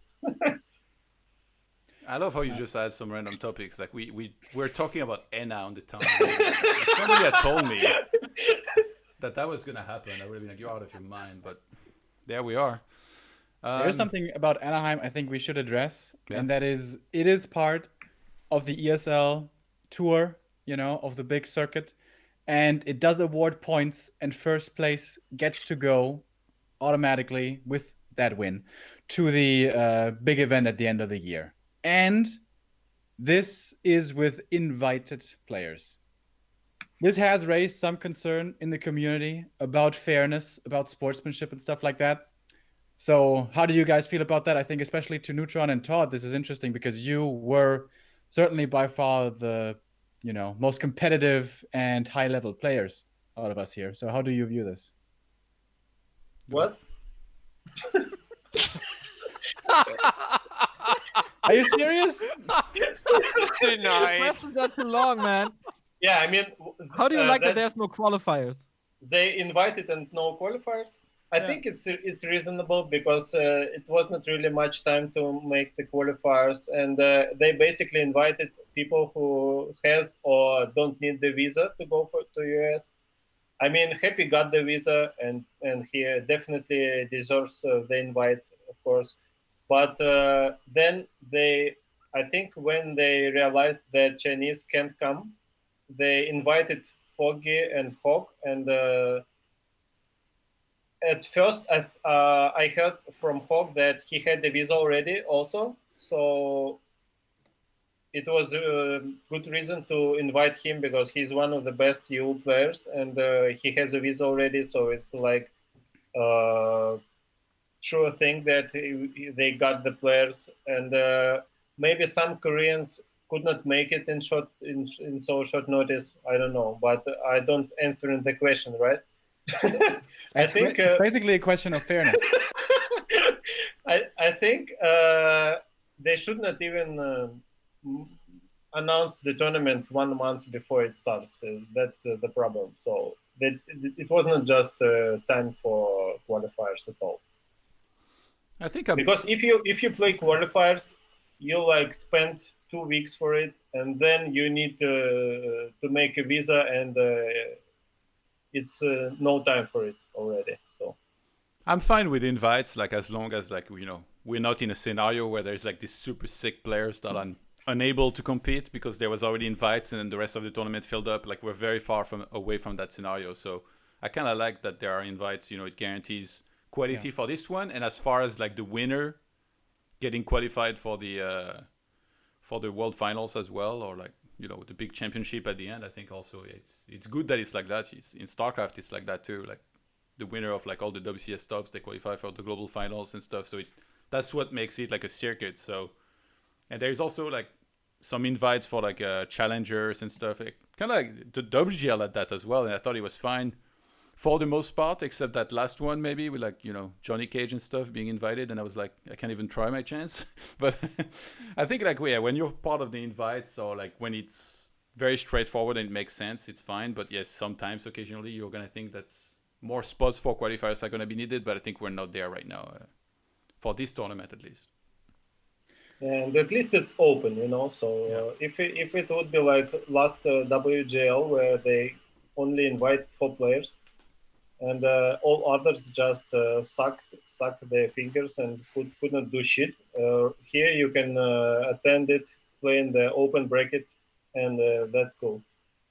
I mean, it is open, strictly speaking, but the way it was intended to be was to have online qualifiers prior to the event, and then those online qualified players would get their travel and accommodations paid for, and that is a much more secure way. If you now all by yourself, especially if you don't have a team, want to participate here, and it's open, but going there without the support of a team is difficult. And now we have these top 8 players here, which are for the most part world-class players, but I think it's very, very likely to assume that they're all going to rank top 8, top 10, whatever, without the biggest opposition. And so it seems like they, especially these 8 invited, have been given a pretty easy ticket for some easy circuit points. Yeah, I definitely agree. What I don't understand is that initially they wanted to do qualifiers for 16 slots that get the travel. And now they have only 8 invites. Something doesn't add up. I don't know. It could have been 16 invites if they really don't have the time for qualifier tournaments. I think there was enough time for qualifier tournaments, actually. How much time do you really need to address the entire scene? In the Warcraft scene, max a week. And then how long do you need for a qualifier? Max 2 days. Yeah, sure. In my opinion, there was enough time, but they might have reasons that go beyond me. I don't know. Okay. Is that all we want to say about Anaheim, or you guys want to add anything? Actually, the brothers guy is the only one who is not going, right?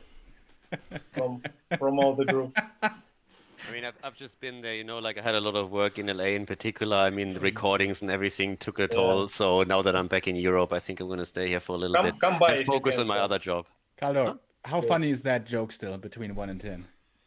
Still To be pretty honest, good, right? it's actually pretty good still.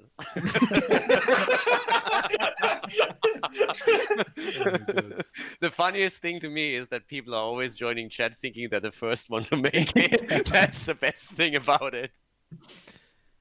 Okay, let's talk about the subjects that really matter. Let's talk about balance. Hell yeah. When will Is rifles this get where the nerfed? inner fire rifle Oh my god. talk start? There's no talk. It never wins. It wins 1 game out of 100. Come on, there's no talk here. But let's let Neutron go first. Well, what do you think about the overall balance? I think right now in World Cup? it's pretty okay. Take it back. No, sorry. Expand more on that. Like matchup by matchup. Where's Night Elf in the queue? Okay. I think Night Elf against Undead is kind of even. Maybe a little in favor of Night Elf, as I see it at pro level. But I think most of Night Elf not gonna be agree with me. But I feel it's pretty even, yeah. Against Orcs, I think it's also like 50-50, maybe 55 to 45 in favor of Night Elves. In Night of Mirror, actually, it's the most imbalanced. I think it's like 55 to 58 to 42. Yeah, and against the human, it's the most painful matchup for us right now. And I think human needs to be nerfed a little. Hello, Todd. Flip the Yeah, cap. I mean, Flip the cap. okay, Warden is pretty good on most on the maps where you can play Warden. But if you can't play Warden, Demon sucks so hard. And not only the mana, so it's really hard to play. For example, on maps like Last Refuge or another Demon Hunter maps, it's really hard to play. Yeah, and Keeper just not working anymore. Yeah, I agree. Yeah, they should bring back the old keeper. That was a lot of fun. Just make the entangle like 1,000 radius, and it's gonna be okay. But overall, you're happy. Like you're somewhat happy with the balance. Like it could be worse, right?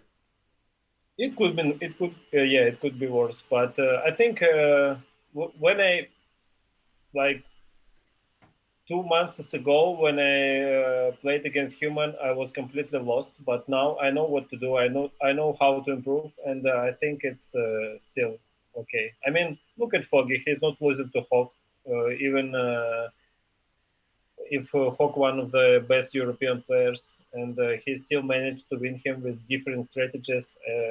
I think it's says something. Yeah. How would you rank the races from best to worst? Human number one. Hello, Todd. I think human number one, then night elf and undeads, and then orcs. Really, orc worst race. Okay. Neo, your thoughts on balance? You cast a lot of tournaments. You see a lot of things. That's correct. Yeah, I think human is the strongest as well. I mean, it's not broken at all. I think there's a chance for everyone to win every matchup at the moment. So it's not like Night Elf is dominating anything anymore. It's not like the 2010s where Undead had no chance against Orc. So it's all okay. I think the only things that we can complain about is some items that really bugs me. Like the big mana, for example, is completely broken and that shouldn't be in the game. Yeah, agreed. It's just stupid. Rifles could need a tiny little nerf, maybe. Are you guys kidding Yeah. me right now? What is this? We had an earlier meeting, you know. Yeah, without you. This is Yeah, and I think absurd. like the ultra late game of human, like the level 3 paladin level late Yeah, game, It's the worst. I agree. it's unbeatable. It's crazy strong. Okay, Remo, disappoint me as well. Go ahead. All right. So, I agree that Night Elf versus Human is the most imbalanced now. And I'm going to preface this kind of by saying there's a lot of different skill levels to look at. You know, like, for example, Neutron mentioned Foggy versus Hawk. Foggy still gets some games. But for the most part, I think we should consider for balance changes the highest level, because that's kind of what everybody is aspiring to and trying to get to, and perhaps we'll be able to get to. Sonic. So I think if you're looking for that level, you have to look at Infi playing. You have to look at TH playing. Yeah. And on a very good day, I don't know, maybe. I don't think Foggy has any Maybe chance Hawk. to beat Infi in Yeah, one and that's game out of and 10. that's what it seems like to me. When TH and Infi play really well, their one base push, it's just insane. Like on Concealed, when Night Elf has to play Demon Hunter, it's so super strong. So I think also, and Human has a pretty big advantage against Night Elf if Human plays really well. And I want to say here as well, Human is really hard to play in my opinion. It's a lot less straightforward than, for example, Undead oftentimes is. Undead micro is extremely intricate, but in terms of like creep route and macro and decision making, at least in what army you make, it's pretty simple. You make fiends, you make DK, lich, statues. It's always the same. It's pretty. Are we, by the way, happy with that? Like in terms of like balance, that's actually one thing that I'm even more interested in. Yeah. Because it feels like a That's a- lot of the stuff is quite stale, and the problem is if you want to break away from that, you're going to upset balance completely. But we've been talking earlier about like new viewers, right? So if you have undead playing, then you have your composition pretty much already set there. There's a couple of timing differences and other things that you can, of course, work through. But the core elements are pretty much the same for a viewer. So is that something that worries us in any way, or where we would like Blizzard to find a solution? Which I'm not saying is easy by any means, but Yeah, of course we would. I mean, That's a problem. that's been a target for Blizzard for a long time. Versatility, especially for undead. They want to encourage necromancer play. That yeah, but completely it has failed completely Yeah. so far. And they wanted to encourage non-DK first play by giving other healing options, and gave us the ritual dagger. Your favorite. And that also completely failed. Yeah, I think there were some attempts, but yeah, it's absolutely true. Low diversity is not the greatest to have. We can still, at least I can, enjoy playing happy and win 10 tournaments in a row. But is that the same for the general audience? Maybe they would like to see something different. How cool is it when you see TH off racing and suddenly he's playing Hippo Riders for the first time, and because he's so insanely good, he's winning with it. You know, that's of course an amazing opportunity to have in the game, which Undead seems to not have too much. Other races perhaps a little bit more. But just to get through my list, so Todd is happy. Undead versus Orc is a little bit favored for Orc. I kind of did a switcheroo on this. I thought in the past this was completely balanced, but I think super late game Orc on 2 bases is a little too strong. Not because of Blade Master, but because of TC. I think TC Stomp is pretty insane. Yeah, Orc versus Human is pretty balanced in my opinion, but I think here also, again, the skill difference falls a little bit heavy on the Orcs. I think it's really, really, really hard to play this very well as Orc. Also as Human, but there's only Lyn who can play like Lyn. I actually have a list. Wait a second. And Human versus Undead falls in a similar category, where we all know how Todd views this matchup, sees it as very imbalanced. I don't see it so imbalanced, but I do agree that it's very much simpler to play for Undead. Like, the roadmap is really easy. You go creeping first, you get level 2 maybe, or maybe not. Then you harass, you try to kill peasants, you delay him, you tech on 30 supply to tier 3, maybe on 36 if you're feeling a little feisty, and then you go Pit Lord, break his base. That's pretty much the game plan. Human has to adjust. Human has to get the perfect creep route with the perfect timing. You have to play around the coils. You have to put pressure on the DK, 2 footies on the DK, AM between the DK and the creep camp. I agree. It's very, very hard to play. Yeah, and then you need to. But you if need you to play find it like the window. Infi, you can also 3-0 happy. Problem is, only 2 or 3 humans in the world can play it like that. So what's your ranking then, from best to worst for all the races?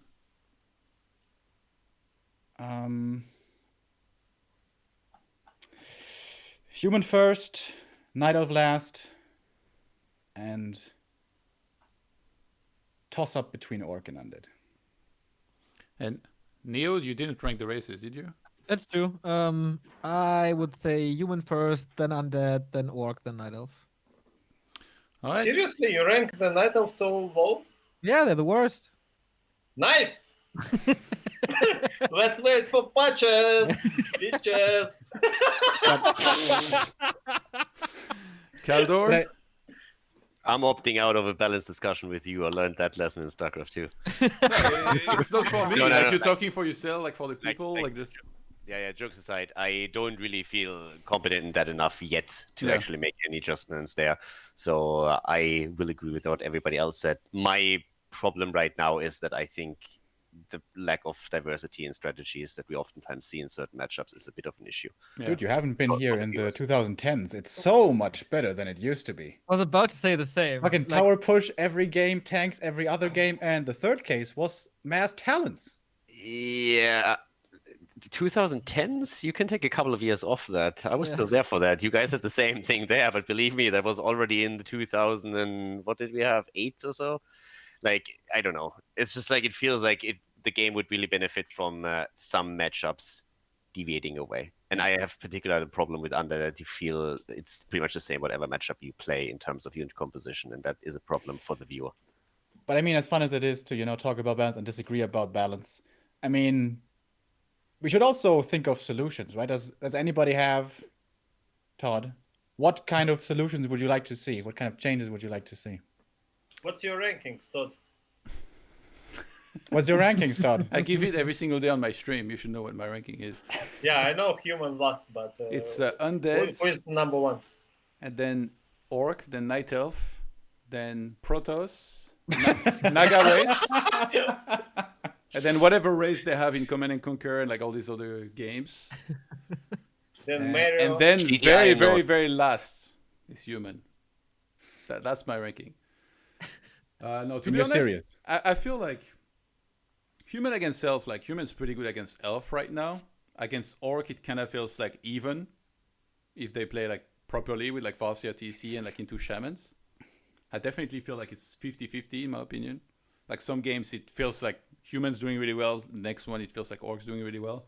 But against undead, like come on, like this matchup is just absurd. It's like honestly the most absurd matchup that I've experienced in like RTS for a very, very long time. Since Broodlord Infestor in StarCraft 2, like Wings of Liberty, I haven't felt like this about a matchup. Like human against undead really makes me think like sometimes like I hate this game so much, even though I know that I really like the game and I play it every day. So yeah, it's just my opinion about human versus undead. And like the thing is, every time that we try to have a discussion about it, everybody's always like, but look at Infi, he won 3-0 this one time. And then like they forget about the 2000 series before that Happy won versus human, because he almost like he doesn't lose a whole lot versus human. And before that, for a long time, both Infi and TH, they weren't even playing human against undead for like such a long time. Like this is such a massive tale that they didn't even think they could win in it. And I spoke with them personally, like I have TH and stuff on WeChat. He was just telling me, yeah, this matchup is just silly, so I'm playing other races. But then Infi does it this one match online with like a massive ping advantage in games where everything goes his way. And then Happy has like a little bit of a throw on Twisted Meadows, because he was like, I did a review of that series, like Happy had that game in the bag. He was breaching the main base and then he was like, oh, I need to save my gold mine, and I'm going to save my gold mine, but I'm going to lose the game for it. So he TP'd back too early. And even like the game on Last Refuge, like one footman put the Death Knight on like a third hit points. Like how often is that going to happen? Maybe it was not just his day. Something shit happens. But that's the thing. Every time you talk about human against undead, people are like, oh, but look at Infi, won 3-0 against Happy. And I'm like, Yeah. do you not see but every what's- single other series that human is losing? Like in Europe, there is so much human talent, mostly with Hawk and Blade. How many times have those guys beaten Happy? Like they just have no chance. They just lose every single time. Finally, Hawk won the best of one recently against Happy. That's it. Every other time, every time that, like in map score, it must be absurd. I really wish like we could keep track, but the record of Happy against Hawk is absurd. And they're two of the best European players. They should be closer to having somewhat of a more even record, in my opinion, but it's not even close. I disagree somewhat. Obviously. Happy is a special case. Like Happy is just, I think, better than every other European. Happy goes to WGL twice, makes the finals twice. How often has Hawk been to China? A ton of times. How often did he make it to the finals? Never. Top 4? Never. Top 8? Once or twice, maybe. Foggy That made it to the proves- finals twice, but also failed a couple of times. Happy is just better than every other European. So that's the first thing. And the second thing is, Happy has been dismantling Infi and TH, but they haven't played him so much. And TH and Infi regularly beat 1-0, who is far and away the second best, sometimes the first best in contention with Happy other undead. I don't feel there's such a big win streak for them against 1-0. And the thing I'm not saying it's a win streak, but they Thank have you, Neil. beaten him. TH defeated 1-0 at the WGL where Happy won, I believe. No, Moon defeated 1-0 there. And I think after that, TH defeated 1-0. I don't know, like I feel like I play a lot and I watch a lot of streams. And every time I watch a human against undead, I'm like, this can't be real. Like whether it's on Hawk stream, on Death Note stream, you know, like or sometimes I watch Thorzain play and I feel like, you know, even though he's like pretty good and he has like a really nice style, he also, there's some situations where he struggles a lot, in my opinion, against undead. It's just in general, like every single human against undead that I look at is like, it looks so difficult. And then you have this one series It's not Infi just one. versus Happy, which seems to be the defining series for the whole Okay. matchup. I'm gonna give you two more. Sok also defeated Happy in the group stage, where Happy almost was eliminated last WGL with a 2-1, with the Knight's Gyro style, not with tanks. And also, it was recently online, Chimiko versus 120, who also... Oh, yeah. Okay, I'm not sure if he won a map or if he... I watched 2-1 that. him. That was No, he 2-1 knocked him him. out twice. Once with inner fire rifles, by the way, yeah. on an Amazonia. One map out of 50 was one with inner rifles. But So I watched that series, so I know. I wish I should just do more breakdown on this matchup. I think so you could really see like what I mean. But So I remember exactly feel what like- he played on AZ. So he didn't tech to tier 3 in forever. He fast expanded and then double racks rifles and went into upkeep instantly. 60 supply, 70 supply, and once he had this big rifle army, then he safely tech to tier 3 behind. And you will of course have much more expertise on this than I do, but I think the important thing with rifles and fiends armies both is to retain a good number of them so you have damage output. So getting them high up in numbers is important. If you play like players like 120 and Happy, there's no getting around some rifles dying to Nova. But if you have 10, 11 rifles, you lose 5 or 6 to Nova, you still have a decent amount left. And that seemed to make a lot of sense in that mid game. I think a lot of the time, like depending on the style you play, the game is decided before that. Like whether you expand or not, like the first harassment from undead is gonna be key for them to get some sort of advantage, and then in the mid game they're gonna expand that on that advantage. That's why, like in some games, human is just able to like get a bunch of claws in the start. They completely shut out the Death Knight, and then they get really far ahead, and then sometimes they can do well after that. But the start is so Yes. important. Then it leads us into the mid game, and usually by the late game, you already have a pretty good idea who's gonna win. It's very rare that a player enters the late game like kind of far behind and is like makes some sick moves and then comes back, because you kind of know what to expect. But every on the time other in the side, game. if there's a big advantage for the undead, then there's one distraction tank that buys you so much time that you can just easily win from there. But tanks is really difficult. Like first you have to be stable on 2 bases whilst being tier 3 while waiting for the 1 or 2 tanks.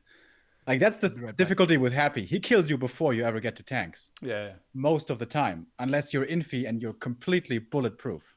I think that push is just so insane with like the Fiends and the Destroyers. It feels like towers smelt like butter and stuff. Yeah. And honestly, I recommend you go and rewatch that series Against Infi, I did. of Infi against Happy, and I like did.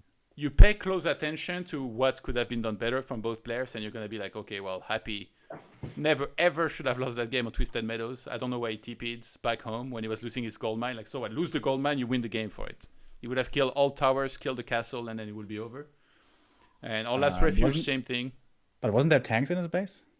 No, it was just a Zeppelin with all the footmen were almost like they were getting smashed as well. It was just a Zeppelin, Archmage, footmen, and maybe Mountain King on Twisted Meadows. The first time that he TP'd, he was breaching the main base.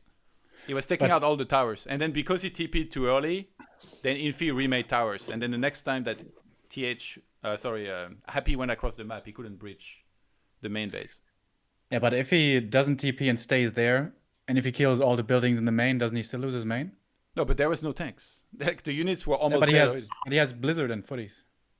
I don't even know if he had Blizzard. I think he might have had He water did. elementals and like. No, he did have Blizzard. Yeah, but I'm he's pretty not. sure. You're not gonna kill the.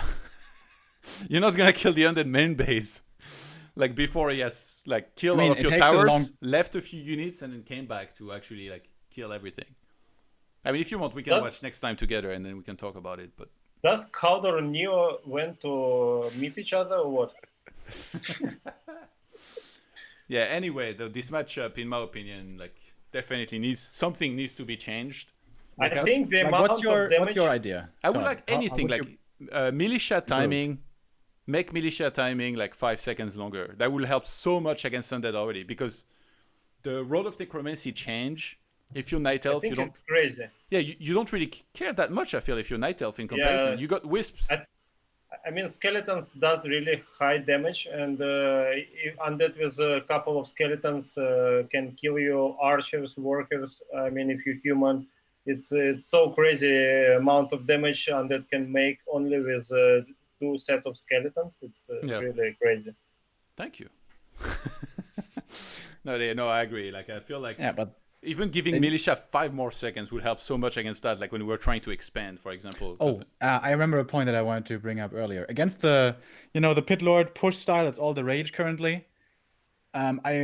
Couldn't there be better attempts to wall off from the humans? Yeah. Like, couldn't they put towers in the back, like near the peasant line, and then you put your shop and farm wall with the blacksmith way in front, so the fiends can't attack? Yeah, but the shop dies pretty fast, and then you're still gonna be breached. But I agree with you. Like, I think there needs to be more effort towards that. You know, in StarCraft, the Terrans nowadays, like the level is so high that if you play Terran, when you take a third base, you have to build a wall of depot there. Otherwise, Lings and Banes are gonna keep on rolling in and kill your SCVs, and then you just lose the game because you can't kill the Zergs on the other side of the map because they got creep, Lings, and Banelings. I feel like we're gonna have to get there with human against Undead in particular, where we're gonna have to make a line of farm around our town hall to control where the Staff of Sanctuary lands, because we can't leave that to randomness. In so many games, it can lose you the game or win it for you. So that is gonna have to be done better, I think, in the future, in particular against Undead, and also the wall off and tower positioning. I think is gonna have to be done a lot better because that can make or break a game. Like if you look at Infist tower positioning, it's like so flawless. It's at the perfect distance that the fiends can't really go in and snipe everything. So it's like because the pit lord by himself doesn't kill the base. It's the fiends attacking the towers. But if you have if you have the perfect range, and the fiends, if you just attack with fiends in front of a wall, they derp out and they try to move around it. So you can mess with the AI in that way as well. I think this is perhaps the most underutilized thing by humans currently against Undead. It's just simple building, positioning, especially at the expansion. Yeah, no, I agree. I agree with that. There is like a lot of room to like play better and stuff, but it doesn't change the fact that when Death Knight comes to your expo with the Road of Necromancy and kills like 7 workers, even though you're trying to micro your heart out, it still feels wrong that it's so hard to get rid of this. And like Arcane Towers, it feels like they take 15 years to go up. In that situation. But on the other hand, you can lose 7 workers and still make expansion.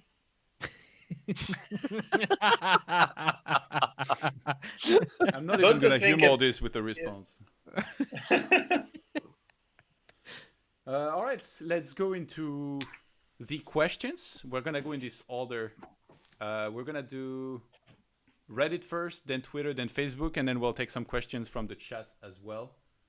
I'm sure some of you guys are maybe getting a little tired. We're already in for like, 2 hours and 10 minutes. So I'll change topic. Fine. Okay, let's go. As risky as it is, we're gonna head to Reddit, guys. Yeah. Your favorite. So I made a thread there about today's show, and can you link it?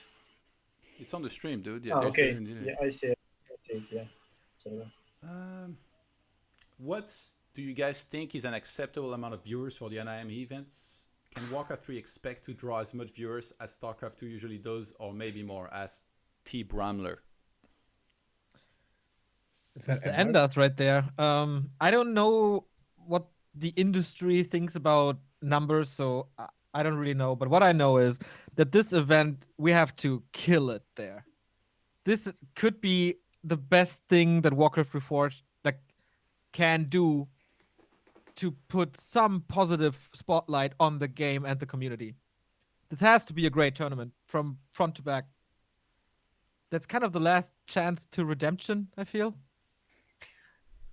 Like, I don't know. I think the production has to be good and it has to be an exciting tournament. I'm not so sure if the viewer numbers have to be absolutely outrageously high.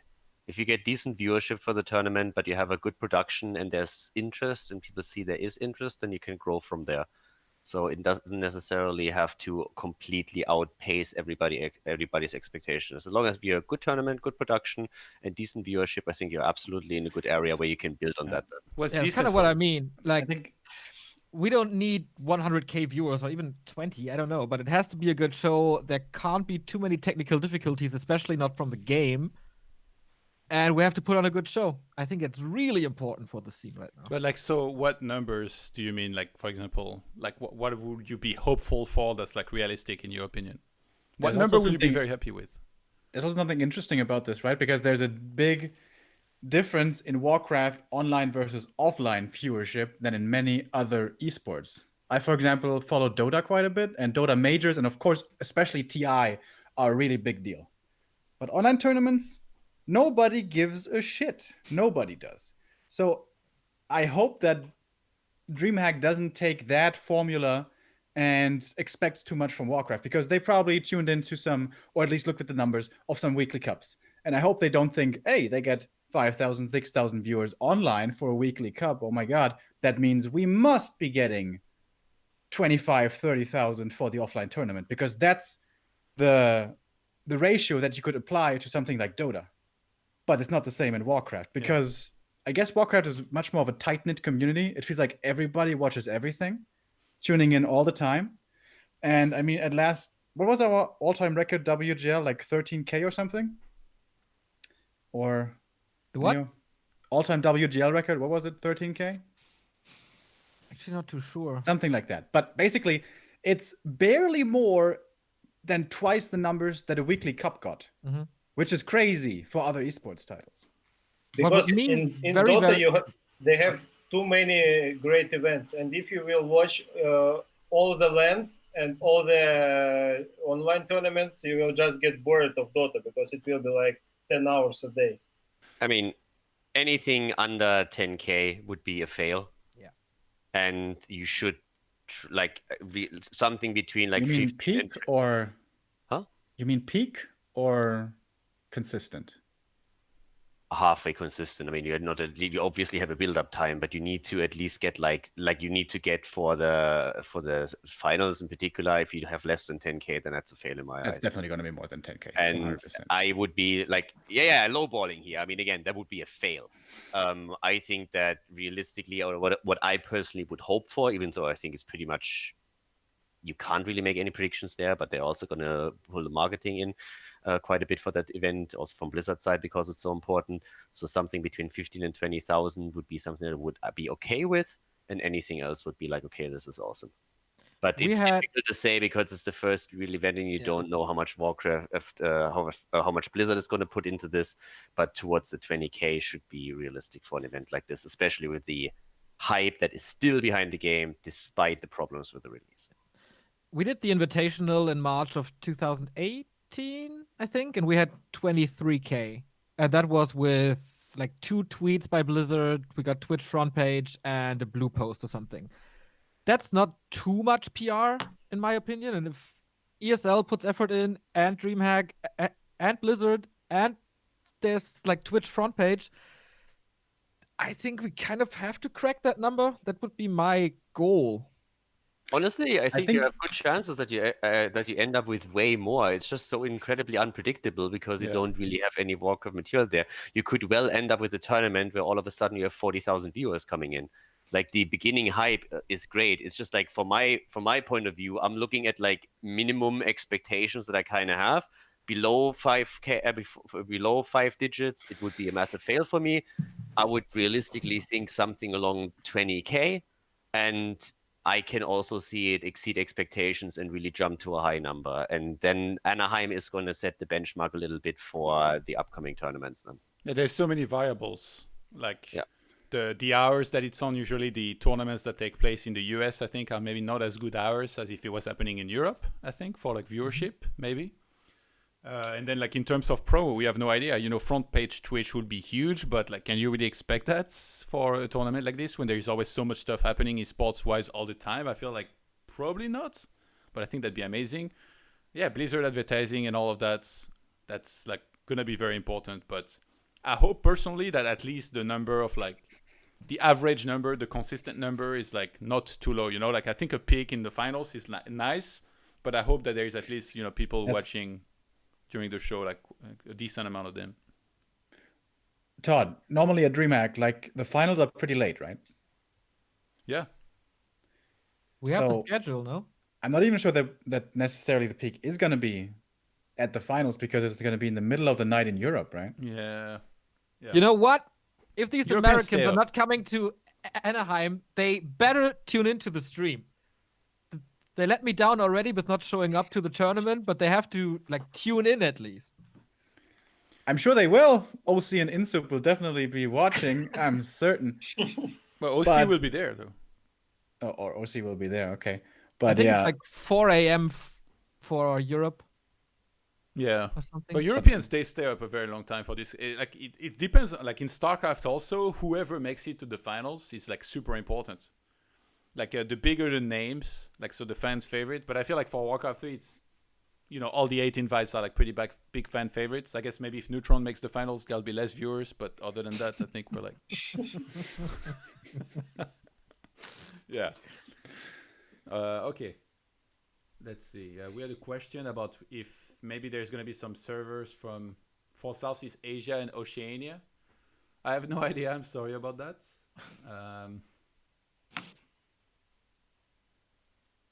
If you guys see any notable questions that you particularly want to answer, let me know. I answered this one already. Todd, you didn't give your opinion on balance last episode after everyone chimed in. Wanted to hear what the number 2 human goat has to say. Me and Remo went at it. It was the epic fight that you had anticipated, I hope. Someone is asking about the upcoming big tournaments. I think we can go into that a little bit. It's really, really tough to say. For me, it's the first one. I don't know at the very top. It's really hard to say because of the coronavirus. Pretty much everything in China was put on hold, and the people weren't even at the office to work. So nobody was working on something. That's why WGL is delayed. That's why 1 or 2 events didn't happen. So I hope now that the forced holidays are over in China that things are speeding up again. I know there's one show match thingy coming up after Anaheim, but apart from that, no idea. I really miss that a lot. Yeah. I think we're just gonna have to wait like for the situation to get better. Like we have more info on what's going on with the coronavirus and everything. It's like it's really shitty China has right bigger now. problems than Warcraft tournaments right now.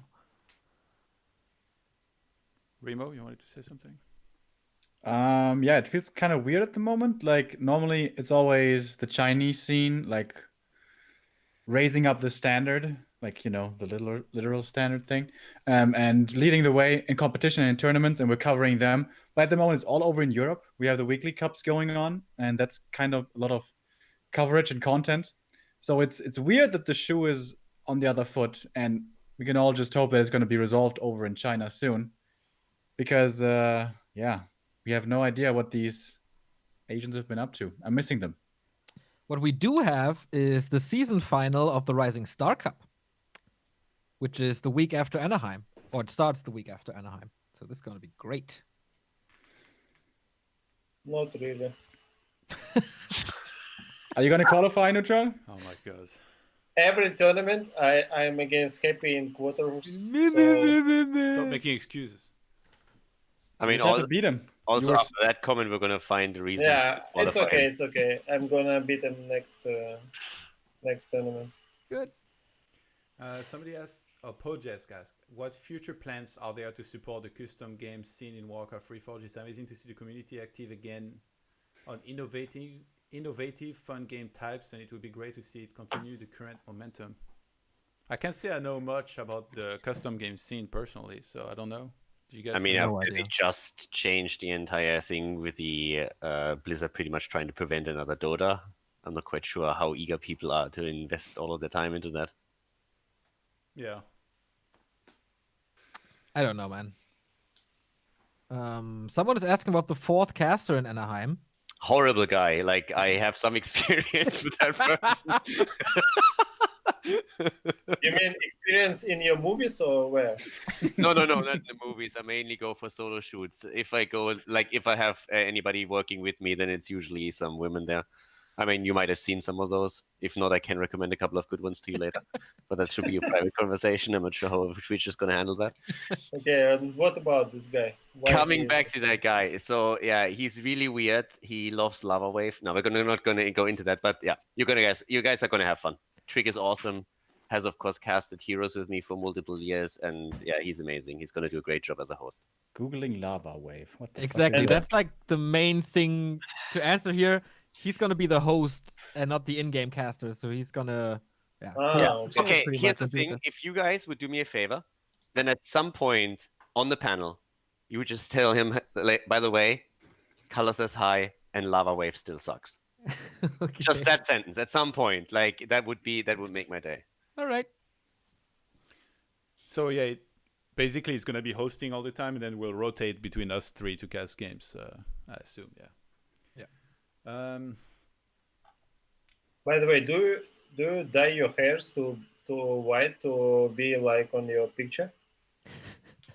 Not. Shibi WTF asked, did Blizzard select you for the casting? And do you have any contact with Blizzard? As far as I know, it was handled by DreamHack, I guess, but I don't really know what goes on with that. If so, are you going to try to talk with them about future patches and what is really needed to have a happy community? I believe there's going to be some people from Blizzard there, so yeah, maybe. For casting, yeah, it was handled by DreamHack. I haven't talked to anyone from Blizzard since BlizzCon. I know at least one Blizzard person is coming, so Who? can't say. Why not? Because I don't know if they want to know. Is it Matt Morris? Blink twice. Okay, we got a question here. I think this one's probably for Remo. From Warbeard. Watching the pros play, it appears to me that the Death Knight is just too strong in every regard. Do you agree? And how would you move some of the strength of the Death Knight onto the undead race in general? P.S. My idea is to maybe cost health instead of mana. The undead player will have more cores, but will have to be more careful of when to use them, and it'll synergize with Death Pact. And maybe Remo can finally learn the game. Sorry, that part wasn't it. I find it amazing that you dig up that one comment that has -5 downvotes and it's I just pretty scrolled much through it. It was the last one. disappeared completely. I actually have to open that comment up again. So Remo, any thoughts? Yeah, I think Death Knight. Well, of course, I don't think it's Okay, super thanks, strong. Remo. But I think Blizzard went the wrong way trying to give healing out of Death Knight. I think the issue isn't with units not healing without DK. I think the issue is with heroes not healing. So I think it would be a better choice to remove Ritual Dagger and put Replenishment Potion in the Undead shop so heroes can heal, so you can go for other heroes other than Death Knight. How much gold are we talking? 80 or 90. All right, 190 or 180. We got a deal. Let's have a look next at Twitter. I don't think there's too many tweets, but we can have a quick look. Actually, I really should have checked this before. What if we don't? Oh my god! All right. Let's see. I'd like to hear their opinions on what they think would be an ideal ladder system, something similar to StarCraft, Overwatch, or something different. We talked about it already. I think extensively. Yeah. So, looking forward to that. Curious to hear your opinions on new graphics versus old graphics. Not as in which one is better, but more, do you personally see yourself streaming with new graphics beyond DreamHack? Well, You back have to. Yeah, I mean, well, me? Huh? No, not as a player, but as a caster, you have to. Yeah. On the streamer side, because like every single tournament that Blizzard in any way supports, they're going to push for new graphics, obviously, and by that logic alone, you're pretty much forced into that. So there's very little Actually, option that you have with it. I thought that I can avoid new graphics by playing only classic, and I'm doing it. But if I wanna watch some streams, some finals, etc., there are only new graph, so I need to adjust to it anyway, and it's really painful for players. Yeah, I think I if mean, you're in any way competitive, there is like almost no way you can switch to Reforged graphics. It's just so much harder to see. I can't. Yeah, I know. I cannot compare it to. I like, have to watch it Yeah. on Back to Warcraft streams, for example. Yeah. The thing is, I with hate Blizzard, you. fucking hate you guys. they even have a problem if you don't, like at bigger events, if you don't go for max resolution and stuff like that. So if you, for example, have any kind of offline events, they have also things that they have to go through where it's, for example, Blizzard has an issue if they don't use the best graphics because they want the game to be advertised. They want it to look as good as possible. So from a caster's perspective, you don't really have a lot of options there realistically in the long run. Yeah. I feel like for anybody casting, they're always gonna use Reforged graphics. For anybody like playing and competing, they're never gonna use it, and like that's kind of how it's gonna be. I also think the amount of people that are getting used to the look is growing rapidly. It might take you a week or two, or maybe you're a little slower than a month, but we will get there. Wasn't there a Reddit thread last week who a content creator was asking what kind of graphics he should use, and the only 5 answers were modern graphics? I don't know, but I feel the complainers, they complain very, very loud, and whoever is okay with the graphics is silent, and we don't read about them. That's my opinion. Maybe on you it. should invite them to be more vocal. So they can get downvoted into oblivion. That's yeah. I think like that's the answer to that question is pretty straightforward. Like personally, I don't think I'll switch to play. Maybe not to cast either, but we'll see. I mean, I don't cast too many tournaments. I mostly play. Kingen asked, are there any news if the Africa TV Warcraft 3 League or any similar Korean league will happen, if there is a chance we get an English cast for it? I think you guys were pretty close to having a deal, and then it kind of fell through. The thing about Africa is that obviously they want... It's a streaming platform, so they'd want their tournament to be on their platform, but Back to Warcraft streams on Twitch, so... Yeah. Is there anything you can add? I haven't talked to Africa in a long time, so no. Okay. I don't know. I mean, they hired Sock now as a player, so there is some interest in Warcraft, right? They signed multiple players, I think. I think it's Multiple more than players? Yeah, I think it might be more than Sock. Okay. It would be a pretty big deal if it's Lolite and stuff as well, because when he cast tournament, he had a lot of viewers on Twitch and stuff. So I think he was like, maybe Sock, Chemical, Lolite, like all the A1 guys or something. But I'm not sure. I mean, Sock is there now as a player for Africa Freaks. I don't know if they have contracts for streaming. Yeah. But let's see. Let's see. Let's have a quick look at Facebook. Why are you laughing at Facebook? Oh my god. Voice of reason. Because there is no real question. Like, does Undead did nerf? Yes. He's happy on the verge of getting broken? Probably not. I guess we could talk about this. Last show we talked quite a bit about Happy and like if he was finally gonna start losing and stuff, but you guys weren't there. And as you can see down there, I made a friend as well in the last comments. But yeah. Did you have a comment duel once again, Todd? No, like just some guys like asking me how much did they pay to you, dude? Nice propaganda. Oh yeah, God. you said shields. You shields for Blizzard. So sick. Yeah, you know what? Screw this guy. Let's just talk about Happy. Do you guys think that we're gonna start seeing him lose more, or do you think he's gonna keep on? Yes. Who spoke? What? I mean, it's Yes. not like he can lose a lot less. Like he's been, he's mostly been winning. Yeah. Why do you think that he's gonna start losing more, Neutron? I mean, you Because would assume that it's getting more competitive. I'm practicing more and more. All right. Straightforward. So you're the savior. Oh, do you think Neutron at Anaheim, Lawlight and Moon, they're pretty smart players. Do you think they're gonna come up with a really smart build against Happy?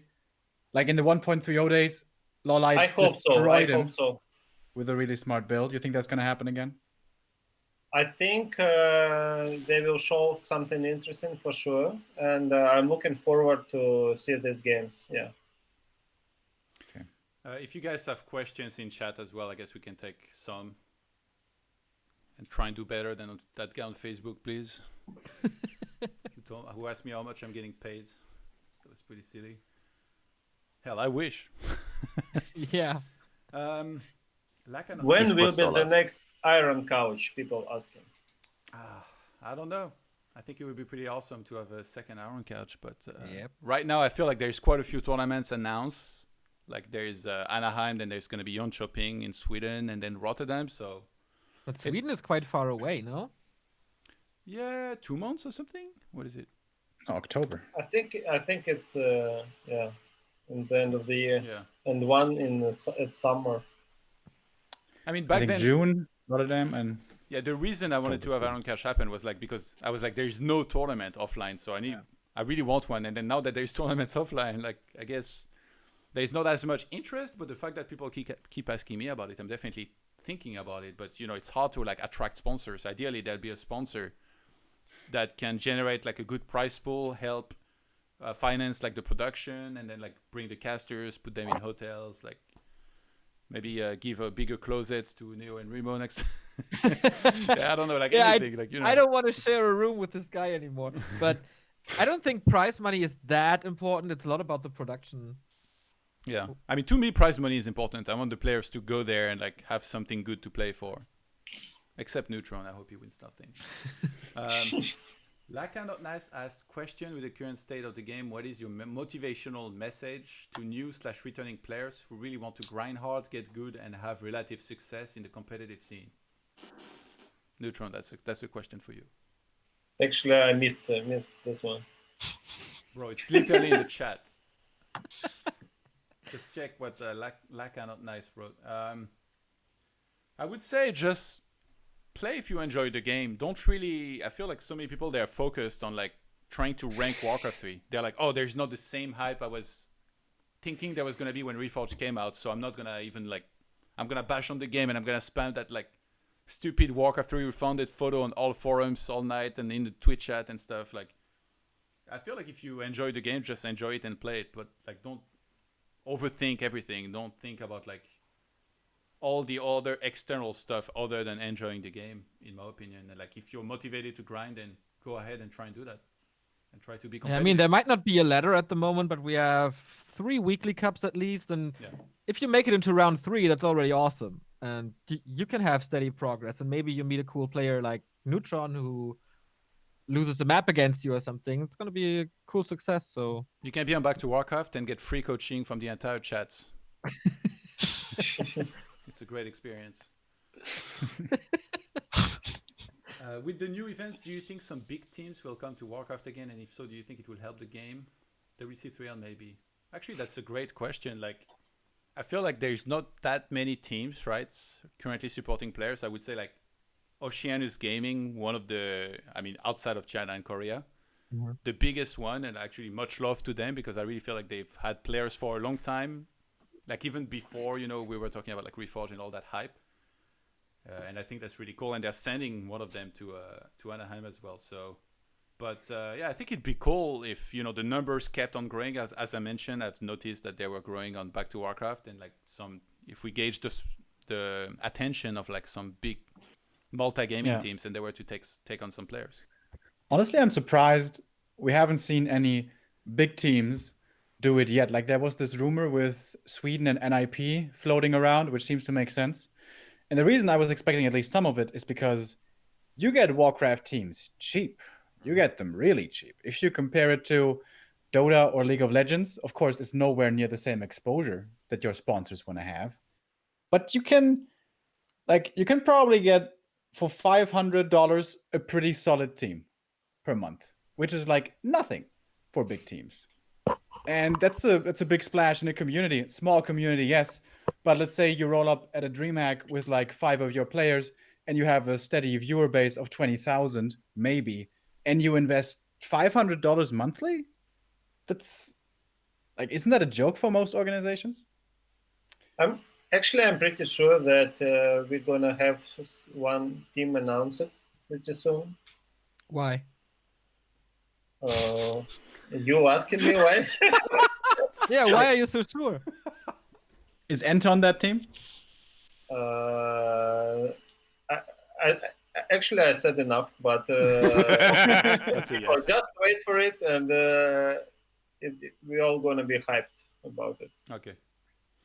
What about skins for heroes? Wouldn't that be a good way to generate income for Blizzard? And what about more portrait rewards?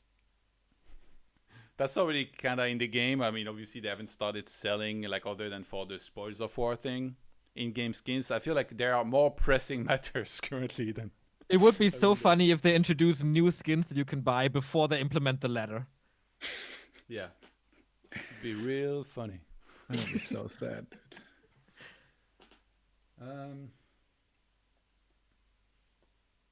If you guys see any questions, go ahead. I mean, it should come at a later stage, absolutely. But seriously, at a later stage. Yeah. Say so asked, what can be done to repair the negative image of Reforged already affecting it? Example: Read More Cup cancelled. Continuous Oh. work, continuous patches, ladder, Blizzard giving a shit, months and years of involvement. I don't think there's a quick fix reputation-wise. But Tune into streams, like tweets, share tweets that spread positivity. Try to break these negative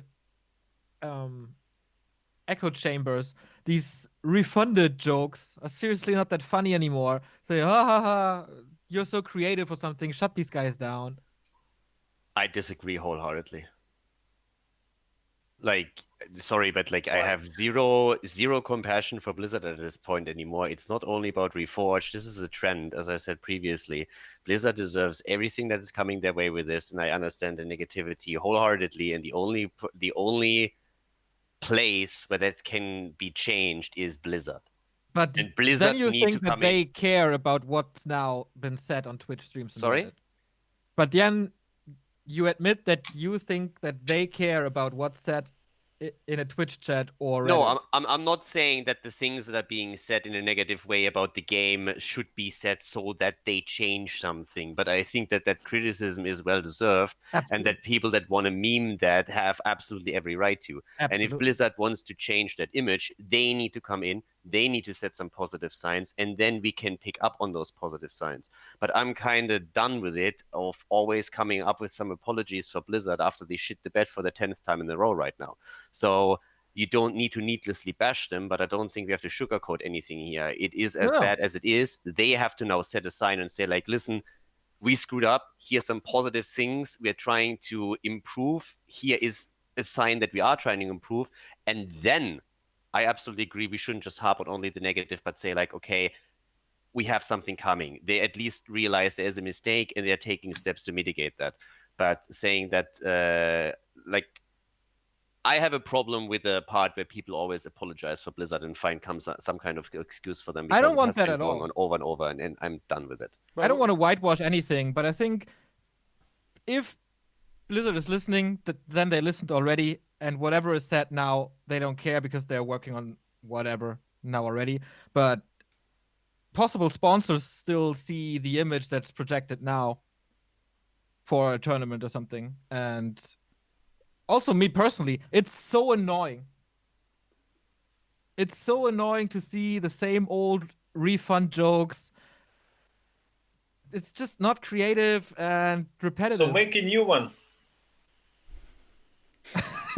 You're the guy for the jokes. I'm serious. But then, Caldor, so what's, like, the question was, what can be done to repair the negative image of Reforged? Like, do you have any suggestions? Yeah, as I said, like, first of all, here's the thing. Even though the game and what Blizzard does is bad, doesn't mean that we're just, like, putting our head into the sand and don't do anything. I mean, we have the weekly cups, there's excitement around that. So there's still things that we can do, but I don't see it as our job to repair the image of the game that Blizzard has. That's Blizzard's job. Blizzard needs to come in with that. And again, I'm not saying stop everything, don't care about the game, far from it. But at the same time, I don't want to make any apologies for Blizzard anymore, because we've seen this after they cut HGC, we've seen it after the Hong Kong thing, we've seen it after Reforge initially, and at some point you just have to say, sorry guys, but you screwed up, own it, show us that you're serious about fixing it, not just empty statements, and then we're all on board in it. Until then, still doing the work on the grassroots and in the esports sector is something that everybody from us can do. But I think at the same time that this is done, it should be quite an open statement that the people that are caring about this community and the people that are putting the time in are not people that work for Blizzard, until they show us otherwise. It's not a question, but I'm going to read out that comment. Toaster Salad said the bald dude has a tan line across his head. LOL. Okay. We had 26 degrees in Valencia, and I like. It's not a question. You don't have to answer. How warm is it right now in Germany? I'll take that any day over anything. So I went cycling for 4 hours. Screw you. Oh my god, I can't unsee it now. Oh, Jesus. Okay, Zuka Twitch asks Caldor, what are your plans for Warcraft 3?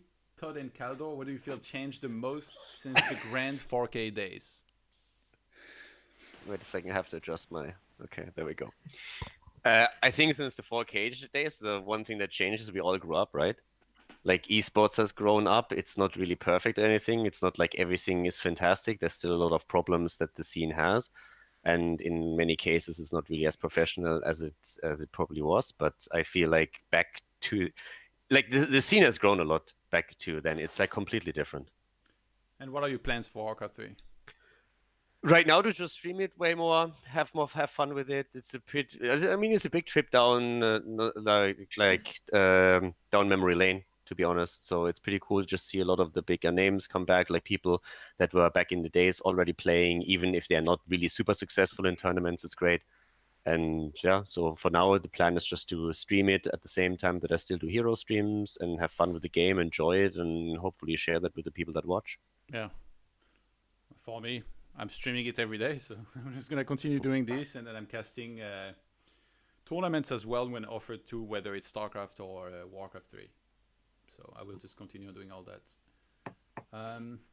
Kill Notes asked, what do you guys think about giving human towers one more range matching orc towers range to help against undead matchup, who seem to be the only ones playing outside the range of the towers when possible to take down the tunnel?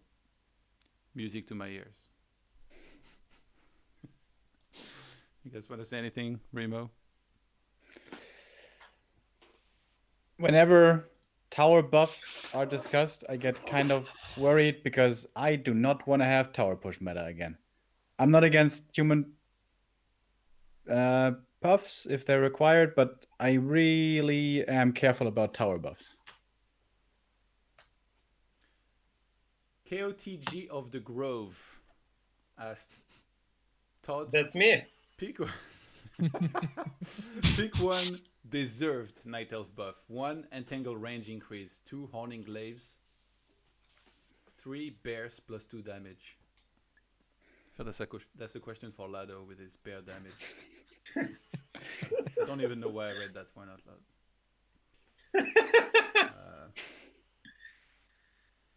Do you guys see any questions you want mentioned, or? Guys, from Back to Warcraft, are you planning to make a lot of funny interviews at the event or just casting the games? Well, I think we have quite some time, right? I mean, one of us is not doing casting, so the other one can do interviews. Are you seriously can do it just using one guy? I think. Not I one mean, guy. you will be eliminated in the round of 16 anyway, right? So we give you the camera and a microphone, and you run around the convention center and that's interview the why players. I said it. Yeah, I think that's a very good plan. That would be great. And also, it's not just one guy. It's one guy in a massive notepad with notes. Yeah, that's true. I secretly hope that Remo asks me for an interview, and if he does, as soon as he starts recording, I will take away his notes and throw them away. And see how he does. I shouldn't have said it. I should have just done it, like on the event. Or I have backup notes, dude. Do you think we need more content creators in the community to make game alive again?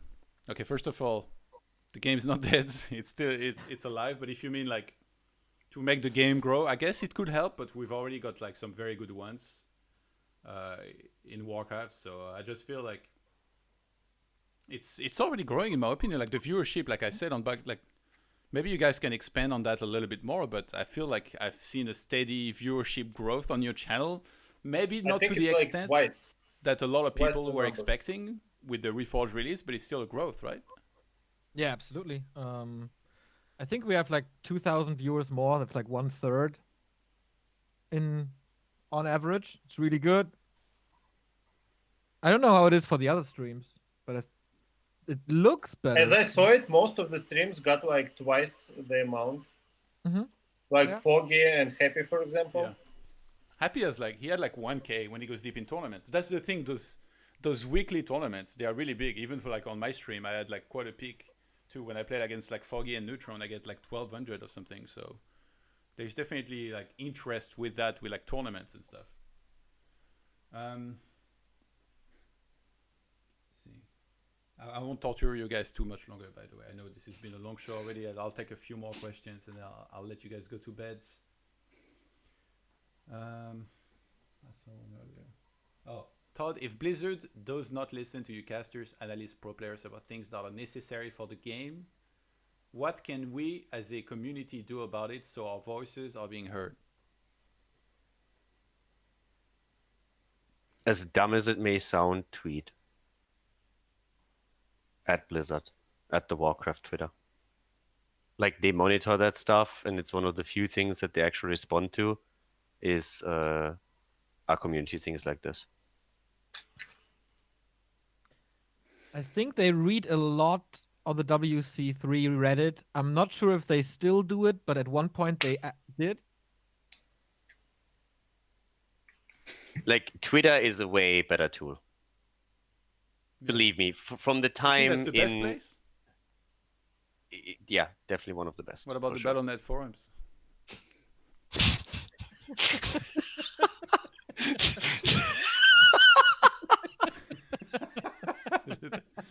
Not even an answer, nothing?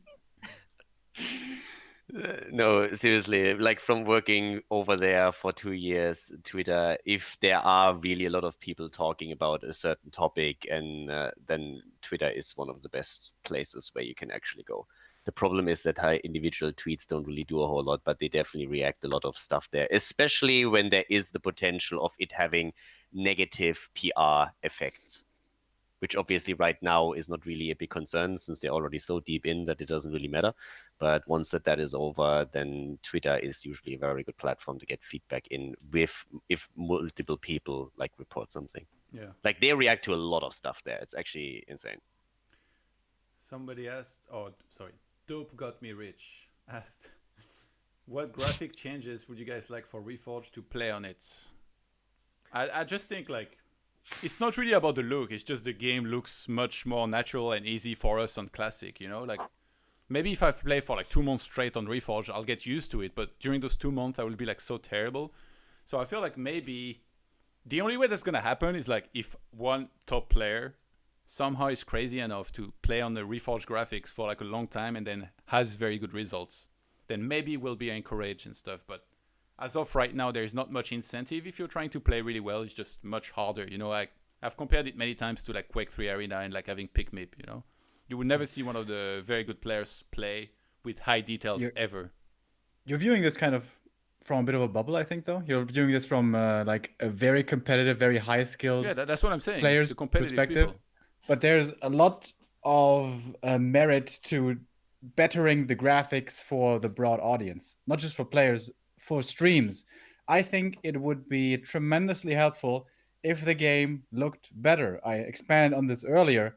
I think Reforged looks kind of crap, especially at nighttime. You know, with the grays into the grays into the grays, everything's gray. I think we need better lighting. I think we need better shaders, and I think this would help a ton with just simply, if you tune into a stream and you see a match happening on Twitch or whatever, if it looks like shit, the likelihood of you just tuning out is way higher than if it looks somewhat decent. So, like, can you expand, like, more into details? Like, what exactly you'd like to see change? Like, the color palette in general, whether you accomplish that by changing the actual colors or you accomplish by changing the lighting or shaders.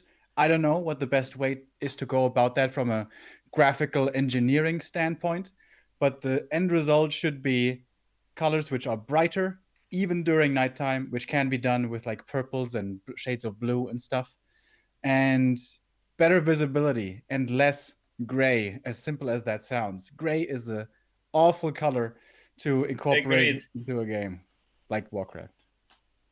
okay. And your shot also, like Todd said already. One last question. That one's, I guess, is for you, Neutron.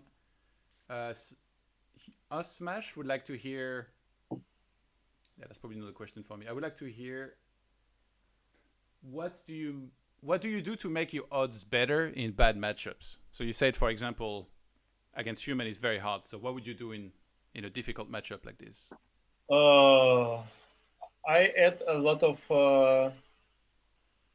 all-ins and variety of strategies. So, for example, if you can't do anything against Death Note, who's making Expo and just greedily starting tech without any towers, and you can't do anything with Demon Hunter. You can just make 2 Ancient of War and just all in them, and it works. So you always need to put pressure on opponent. Like in StarCraft 2, you could not just play one style without scouting, because it could be super greedy build against you or super heavy push at early game, and you always needed to keep an eye on what opponent is doing. And for right now, humans doesn't give a shit what opponent is doing. They just make an expo and they're happy. So yeah, that's why you need to all in these motherfuckers somehow. Okay, sounds good. All right. Thank you so much, guys, for being on the show. Let's do some shout outs. And yeah, Neutron, go first. Tell people what's going on. I guess we know what's going on with you. You're going to Anaheim, but like, how often are you streaming and where can people follow you? Like Twitter, Facebook? Twitch? Yeah, I think right now I'm gonna make more, posting more news about Anaheim. Maybe even I will film a little blog from there. I will try to on some little GoPro cam, etc. And I definitely gonna prog even more right now. Maybe I'm gonna stream a little of it. And the biggest shout out to my team, which makes it real, and Oceanos. Love! All right, Keldor, go Oh, ahead. fuck. Yeah, pretty much. For me, it's still going to be like, of course, Warcraft streaming and Still Heroes, and people can check that out on twitch.tv/Kaldor. And for other updates, Kaldor.tv website has all the information and also playlist links to the Warcraft casts and everything else as well. And the schedule, of course, for the live streams. Brothers.com. That's for the other videos. That's my side job. Neo? Shout out to all the players who go to Anaheim. Call out to all the players who don't go to Anaheim. And you find our stuff at backtowarcraft.com. Raymo? Back to Warcraft.com. And I got a Twitter as well. Hey, what's that Twitter? It's right under your screen. That's right. That's at Right Remo on my Demo. screen. Hell yeah. Thank Follow you me so much. for insight into what's up with cigarettes and steaks and all that stuff. And politics, very important. Hell yeah. Actually, I love that you have like a daily trolley tweet and stuff like here and there. Like I always see your tweets. I'm like, yep, that's Remo right there.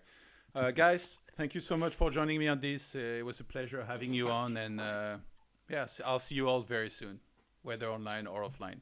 Have a good night. Bye. Bye bye. Bye.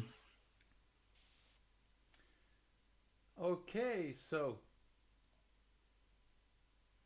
actually that's supposed to have my cam, I thought, but yeah, that's gonna be it for tonight, guys. But before I go offline, I want to remind you to check out the Patreon for the show. Of course, much love to all of our guests from tonight, Kaldor, Neutron, Remo, and Neo. Make sure to follow them. So that's the Patreon that just started before the first episode, where you'll be able to support me and the show as well. I would love in the future to actually be able to pay the guests that come on the show, and you have like several tiers with different rewards, which you can find out about if you do !Patreon in the chat, I believe. Otherwise, patreon.com/ToDgaming, that's where everything is.